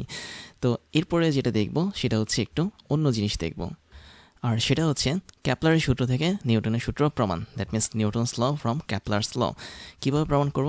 একদম শুরুতে ধরে নিই যে আমাদের পৃথিবীটা একটা নির্দিষ্ট সূর্যের মতো কাজ করে, যেখানে আমরা আর সূর্যের কথাটা ধরলাম না, আমরা ধরলাম হচ্ছে পৃথিবী একটা কেন্দ্র এবং পৃথিবীর চারপাশে একটা স্যাটেলাইট ঘুরছে। তাহলে আমরা বলতে পারি যে পৃথিবীর চারপাশে এরকম একটা কক্ষপথে যখন স্যাটেলাইটটা ঘুরবে, তখন সে স্যাটেলাইটের মধ্যেও কিন্তু আমাদের ক্যাপলারের সূত্র ইউজ করতে হবে, যেটা আমি অলরেডি তোমাদেরকে বলেছি। তো আমি এখানে আর সান, আর্থ, দ্যাট মিনস সূর্য আর পৃথিবীকে নিয়ে আসলাম না, আমরা জাস্ট পৃথিবীর সাপেক্ষে কোনো একটা স্যাটেলাইটের গতিবেগ নিয়ে এটা প্রমাণ করব। তো এখন যেটা হয় সেটা হচ্ছে স্যাটেলাইটটা কিন্তু বাইরে বের হওয়ার চেষ্টা করে, তাই না? অবশ্যই বাইরে এসে ছুটে যাওয়ার চেষ্টা করে, বাট স্যাটেলাইটটাকে টেনে ধরে রাখে কে? পৃথিবী। তার মানে পৃথিবী যদি টেনে ধরে রাখতে চায় স্যাটেলাইটকে, অবশ্যই কেন্দ্রের দিকে একটা বল কাজ করবে, যেটাকে বলা হয় কেন্দ্রমুখী বল, যেটাকে আমরা এফ দিয়ে প্রকাশ করেছি। আর স্যাটেলাইটটা যখন বাইরে বের হয়ে যেতেছে, তার মানে বাইরের দিকে সে একটা বল অনুভব করে, যেটাকে আমরা কেন্দ্রবিমুখী বল বলতে পারি। তো আমাদের সমস্যা নেই, আমরা এখন কেন্দ্রমুখী বল নিয়ে লিখতে পারি। এফ যদি হয় আমাদের কেন্দ্রমুখী বল, পৃথিবীর ভরটা আমি ধরে নিলাম বড় হাতের এম, এবং স্যাটেলাইটের ভরটা আমি ধরে নিলাম ছোট হাতের এম। তো এই দুটো জিনিস আমরা এখন ধরে নিলাম। তো তাই যদি ধরি, তাহলে আমরা যেটা করতে পারি সেটা হচ্ছে আমরা এখানে এফ এর মানটা লিখতে পারি, দ্যাট মিনস কেন্দ্রমুখী বলের মানটা লিখতে পারি m v square divided by r. খেয়াল করে দেখো, ছোটো হাতের ভি হচ্ছে আমাদের এই স্যাটেলাইটের রৈখিক বেগ, আর আর যেটা সেটা হচ্ছে পৃথিবী থেকে ওই স্যাটেলাইটের মধ্যবর্তী দূরত্ব। তো সেটা হচ্ছে আমরা আর দিয়ে প্রকাশ করি। আর পৃথিবীর ব্যাসার্ধটা হচ্ছে বড় হাতের আর, বাট এটা নিয়ে আমরা এখন আর কাজ করলাম না। ছোটো হাতের আরটা হচ্ছে কি? স্যাটেলাইট থেকে পৃথিবীর যে কেন্দ্র আছে তার মধ্যবর্তী দূরত্ব। এখন এই স্যাটেলাইটটা যখন এই পৃথিবীর চারপাশে একটা নির্দিষ্ট বৃত্তাকার কক্ষপথে আবর্তন করবে, তখন অবশ্যই তার একটা পর্যায়কাল থাকবে। আর আমি এই টোটাল বৃত্তাকার কক্ষপথের যে পরিধি পাবো সেটা অবশ্যই পাবো 2πr, কেননা আর হচ্ছে আমাদের এখানে ব্যাসার্ধ হিসেবে কাজ করবে, দ্যাট মিনস স্যাটেলাইট থেকে পৃথিবীর কেন্দ্র হিসেবে কাজ করবে আর, এই জন্য এই টোটাল কক্ষপথের পরিধিটা হচ্ছে কি 2πr। এবং এই 2πr দূরত্ব অতিক্রম করতে ভি পরিমাণ বেগ নিয়ে যদি স্যাটেলাইটের সময় লাগে টি পরিমাণ, তাহলে আমরা এস ইজ ইকুয়াল টু ভিটি ওই কনসেপ্ট অনুসারে লিখতে পারি পৃথিবীর যে পরিধি আছে, দ্যাট মিনস 2πr, এই জিনিসটা হচ্ছে আমাদের দূরত্ব হিসেবে কাজ করবে, এবং এই দূরত্বের মানটা হবে কি? বেগ গুণন সময়ের সমান। বেগ হচ্ছে ভি, সময় হচ্ছে কি? টি। টি মানে হচ্ছে পর্যায়কাল। তার মানে স্যাটেলাইটটা যখন সম্পূর্ণ পৃথিবী ঘুরে আসবে, তখন যে সময়টা লাগবে সেটা হচ্ছে পর্যায়কাল। আর সম্পূর্ণ পৃথিবী ঘুরে আসতে আমাদের অবশ্যই কী লাগবে? 2πr পরিমাণ এই কক্ষপথের পরিধিটা দরকার হবে। তাহলে এখান থেকে আমি সরাসরি স্যাটেলাইটের বেগ ভি বের করতে পারি। ভি এর মানটা হচ্ছে 2πr ডিভাইড বাই টি। তো এটা আমরা একটা সমীকরণ বের করে রাখলাম। তাহলে আমরা এখানে টোটাল কয়টা সমীকরণ পেলাম? এটা হচ্ছে আমাদের একটা সমীকরণ, এবং এটা হচ্ছে আমাদের দুইটা সমীকরণ, মানে 2 নম্বর সমীকরণ। তো এখন দেখো 1 নম্বর সমীকরণের মধ্যে আমি ভি দেখতে পাচ্ছি। তো 1 নম্বর সমীকরণে আমি যদি ভি এর মানটা বসে, তাহলে আমি কী পাবো? F is equal to m divide by r পাবো। ভি এর বদলে আমি বসাবো কি? 2πr ডিভাইড বাই টি, এবং এই টোটালটাকে বর্গ করে দেব। তো এটা হচ্ছে আমরা 2 নম্বর সমীকরণ থেকে ভি এর মান নিয়ে 1 নম্বর সমীকরণে বসিয়েছি। তাহলে দেখো এখন কি হয়। আমাদের এখন যেটা হবে সেটা হচ্ছে 2 দুগুণে 4 হবে, তারপর হচ্ছে পাই হবে পার স্কয়ার এবং আমরা একটা আর স্কয়ার পাবো। তো এরপরে আমরা এখানে একটা এম পাবো আর নিচে পাবো হচ্ছে আর ইন্টু টি। তো এই মানটা আমরা এখন পাবো। তো আমার মনে হয় এখানে আমরা টি পাবো, আমরা এখানে আসলে টি স্কয়ার পাবো, যেহেতু টিকে বর্গ করেছি তাই আমরা এখানে টি স্কয়ারটা পাবো। তো উপর নিচের থেকে আমাদের আরটা কাটা যাবে, আর যদি কাটা যায় তাহলে আমাদের একটা আর থাকবে, তার মানে উপরে একটা আর থাকবে আর নিচে শুধুমাত্র টি স্কয়ার থাকবে। তো এটা তোমরা হিসাব করে দেখতে পারো, আমরা ফাইনালি এফ এর মানটা এরকমভাবে পেলাম। তো এটাকে আমরা চাইলে আরেকটা সমীকরণ দিতে পারি, 3 নম্বর সমীকরণ। আমাদের টার্গেটটা কি? আমাদের টার্গেট হচ্ছে কেপলারের সূত্র থেকে নিউটনের সূত্রটা প্রমাণ করা। তো আমরা এখানে মোটামুটি একটা বল পেলাম, যে বলটা হচ্ছে কেন্দ্রমুখী বল, এবং এই কেন্দ্রমুখী বলের মানটা আমরা এইভাবে বের করেছি, যেখানে ছোট হাতের এম হচ্ছে কি স্যাটেলাইটের ভর। এখন দেখো, আমরা কেপলারের গতির 3 নম্বর সূত্র অনুসারে কিন্তু একটা দারুণ জিনিস জানি, সেটা হচ্ছে কোনো একটা গ্রহ বা স্যাটেলাইট যখন আবর্তন করে তখন তার আবর্তনকালের বর্গটা হয় তার যেই ছিল, that means semi major Axis বা বলা যায় অর্ধপরাক্ষ যে ছিল, ওই অর্ধপরাক্ষের ঘনের সমানুপাতিক ছিল। দ্যাট মিনস আমরা এটাকে টি স্কয়ার সমানুপাতিক এ কিউ ধরতে পারি। কিন্তু আমাদের এই জায়গাটাতে এর কোনো চিহ্ন নেই, দ্যাট মিনস আমরা এখানে কিন্তু বৃত্তাকার কক্ষপথ নিয়ে কাজ করছি, তাই আমরা ওই সূত্রটাকে একটু মডিফাই করে ধরে নিলাম আমাদের এর বদলে আর কাজ করবে। দ্যাট মিনস গড় দূরত্ব যেটা ছিল সেই গড় দূরত্বের বদলে আমরা এই বৃত্তাকার কক্ষপথের ব্যাসার্ধ আরকে নিয়ে কাজ করব, মানে প্রমাণের সুবিধার জন্য। তো আরকে নিয়ে যদি আমি কাজ করি তাহলে টি স্কয়ার সমানুপাতিক আর কিউ, এখানে একটা সমীকরণ আমরা পাবো। এখন এই সমীকরণটাকে যদি আমি মডিফাই করি তাহলে একটা সমানুপাতিক ধ্রুবক আসবে, তাহলে t square is equal to k into r cube, এই অংশটুকু আমরা পেয়ে যাব। এখন আমরা এই যে টি স্কয়ার মানটা পেলাম, এই টি স্কয়ার মানটা এখন 3 নম্বর সমীকরণে বসিয়ে দিব এই জায়গাটাতে। তাহলে 3 নম্বর সমীকরণে আমরা এখন টি স্কয়ার মানটা বসাই, তাহলে 3 নং সমীকরণ থেকে আমরা পাবো এফ এর যে মানটা আছে এখানে বসিয়ে দিই। এফ এর মানটা আমাদের আসবে কত? উপরে থাকছে হচ্ছে 4 পাই আর m, that means pi square হবে, আর নিচে টি স্কয়ার বদলে আমরা বসাবো কে ইন্টু আর কিউ। তাই যদি হয় উপরে থাকবে একটা আর আর নিচে হচ্ছে আর কিউ, তাহলে আর কিউ এবং আর যদি কাটা যায় তাহলে নিচে থাকবে আমাদের একটা আর স্কয়ার, উপরের আরটা কেটে যাবে। তো কাটাকাটি করলে আমরা এখানে এফ এর একটা নতুন মান পাবো, এবং এই নতুন মানটা হচ্ছে কত? উপরে থাকবে 4 পাই, আরটা কাটা যাবে, দ্যাট মিনস নিচে থাকবে শুধুমাত্র কে ইন্টু আর স্কয়ার। তো এরকম একটা মান কিন্তু আমরা এখন পাবো। এখন দেখো তো এই টোটাল মানের মধ্যে আমরা কি দেখতে পাচ্ছি? আমাদের কেন্দ্রমুখী যে বলটা আছে সেটা কার কার সমানুপাতিক? আমরা যদি সমানুপাতিক সাইন দিই সেটা হচ্ছে ওই স্যাটেলাইটের ভর এবং স্যাটেলাইটের থেকে ওই গ্রহের দ্যাট মিনস পৃথিবীর কেন্দ্রের মধ্যবর্তী দূরত্বের বর্গের ব্যস্তানুপাতিক। দ্যাট মিনস ভরের সমানুপাতিক এবং দূরত্বের ব্যস্তানুপাতিক। কেননা এখানে দেখতে পাচ্ছ 4 একটা ধ্রুবক, পাই স্কয়ার একটা ধ্রুবক এবং কে হচ্ছে আরেকটা ধ্রুবক। তার মানে আমি এগুলোকে একটু ভিন্ন কালারে রাখাই। কে হচ্ছে একটা ধ্রুবক, 4 হচ্ছে একটা ধ্রুবক, পাই স্কয়ার এটার মানও কি ধ্রুবক, তার মানে এদের মান কি কখনোই চেঞ্জ হয় না। এই জন্য আমি এফ সমানুপাতিক m divide by r square এটাকে কিন্তু খুব সহজেই লিখতে পারি। দেখো তো আমরা এখানে কাজটা শুরু করেছিলাম কেন্দ্রমুখী বল দিয়ে, তাই না? কেন্দ্রমুখী বল নিয়ে কাজ শুরু করতে করতে একটা সময় পর আমরা কেপলারের তৃতীয় সূত্রকে নিয়ে এসেছি। আমি এখানে ডাবল স্টার দিয়ে রাখলাম, এ হচ্ছে কেপলারের তৃতীয় সূত্র, এবং এই কেপলারের তৃতীয় সূত্রের মধ্যে আমরা কেন্দ্রমুখী বলের কনসেপ্ট ইউজ করে ফাইনালি আমি এখানে একটা লাইন পেয়েছি, যে লাইনটা আমাদের নির্দেশ করে কি এফ সমানুপাতিক m divide by r square. এখন এই যে আমরা এখানে 4 pi square divide by k পেলাম, এই জিনিসটা এমন একটা জিনিস যার মান মোটামুটি আরেকটা জিনিসের সমান হয়, এবং এটা হচ্ছে আমাদের জি ইন্টু এম এর সমান হয়, মানে এই দুটোর গুণফলের সমান হয়, যেখানে আমাদের বড় হাতের এম হচ্ছে কি পৃথিবীর ভর। তার মানে তুমি এখানে যে কেটা পাচ্ছ সেই কেটা কিন্তু পৃথিবীর চারপাশে স্যাটেলাইটের ঘূর্ণনের ফলে একটা ধ্রুবক পাচ্ছ, এবং এই ধ্রুবকটা আমি যদি কাজে লাগিয়ে এরকম একটা মান বের করি, তার মানটা হবে সার্বজনীন মহাকর্ষীয় ধ্রুবক, দ্যাট মিনস জি, এবং পৃথিবীর যে ভরটা ছিল এম তার গুণফলের সমান। এবং আমি যদি তোমাকে একটু ভিন্ন কথা বলি, ধরো আমাদের এখানে পৃথিবী নেই, আমাদের এখানে সান আছে বা বলা যায় সূর্য আছে, এবং আমাদের বাইরে যে স্যাটেলাইট, এখানে স্যাটেলাইট নেই, আমাদের এই জায়গাটাতে আছে হচ্ছে আর্থ, দ্যাট মিনস পৃথিবী, EARTH আর্থ। সেক্ষেত্রেও কিন্তু আমাদের হিসাবটা একদমই সেম হবে। দ্যাট মিনস তখন বড় হাতের এম হবে হচ্ছে আমাদের এই সূর্যের ভর, ছোট হাতের এম হবে হচ্ছে আমাদের পৃথিবীর ভর, এবং সূর্য আর পৃথিবীর মধ্যে আমাদের যে কেপলারের তৃতীয় সূত্র সেটা কাজ করবে। এখানে আবার কে এর মানটা হবে আলাদা, তার মানে কে এর মানটা যে সবসময় সেম হবে তা না, এক একটা সিস্টেমের জন্য কে এর মানটা এক এক রকম হবে। তো ওই কে এর মানের জন্য আবার 4 পাই স্কয়ার ডিভাইড বাই কে এর মান যা হবে সার্বজনীন মহাকর্ষীয় ধ্রুবক এবং সূর্যের ভরের গুণফল সেটা তাই হবে। তো আমরা এখানে সূর্য নিয়ে কাজ করছি না, আমরা আসলে পৃথিবী এবং কোনো একটা স্যাটেলাইট নিয়ে কাজ করছি। তাই ওই কনসেপ্টের জন্য আমাদের হিসাবটা যেমন, এই কনসেপ্টটা বা এই সিস্টেমের জন্য আমাদের হিসাবটা তেমনই হবে। তো এটা আসলে পরীক্ষামূলকভাবে প্রমাণ করা যায় এই দুটোর মান সমান, এবং এই দুটোর মান যদি সমান হয় তাহলে আমরা এফ এর মানটা কী পাবো, আমরা এফ ইজিক্যাল টু লিখতে পারি কোন সমীকরণ থেকে, এটা আমরা 4 নম্বর সমীকরণ দিতে পারি। তো 4 নম্বর সমীকরণ থেকে আমরা লিখতে পারি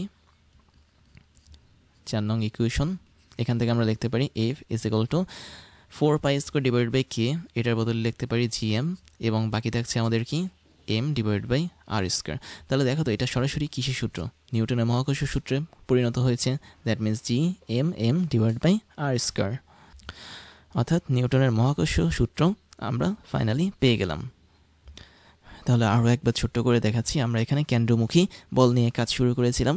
কেন্দ্রমুখী বলের ভেতরে আমরা স্যাটেলাইটের বা ওই যে একটা গ্রহ ছিল তার চারপাশে যে কৃত্রিম উপগ্রহ ঘুরছিল তার বেগ নিয়ে বসিয়ে দিয়েছি। সেখান থেকে আমরা কেপলারের তৃতীয় সূত্র অ্যাপ্লাই করেছি। তারপর আস্তে আস্তে ফাইনালি আমরা এমন একটা পর্যায়ে পৌঁছেছি যেখানে আমাদের এই দুটো ধ্রুবকের মান সমান হয়ে গেছে, এবং সেটা এখানে বসিয়ে দিয়ে আলটিমেটলি আমরা একটা নতুন সূত্র পেয়েছি যেটা আমাদের নিউটনের সূত্রকে নির্দেশ করে বা নিউটনের মহাকর্ষ সূত্রকে নির্দেশ করে। এটা কিন্তু নিউটনের গতিসূত্র না, এটা হচ্ছে নিউটনের মহাকর্ষ সূত্র। তার মানে আমরা কেপলারের সূত্র থেকে নিউটনের যে সূত্রটাকে এক্সপ্লেন করি সেটা হচ্ছে গ্র্যাভিটেশনাল ফর্মুলা বা গ্র্যাভিটেশনের ফর্মুলা বা মহাকর্ষের ফর্মুলা। তো ভালোভাবে মনে রাখবে, এটা কিন্তু কখনোই গতিসূত্র না নিউটনের, এটা হচ্ছে নিউটনের মহাকর্ষ সূত্রকে এক্সপ্লেন করা যায় কেপলারের সূত্র ইউজ করে। বাট স্পেসিফিকভাবে আমরা এখানে কেপলারের তৃতীয় সূত্রটাকে ইউজ করেছি। তার মানে এখানে যে কেপলারের সূত্রটা ইউজ করেছি সেটা হচ্ছে কেপলারের থার্ড ল বা তৃতীয় সূত্র।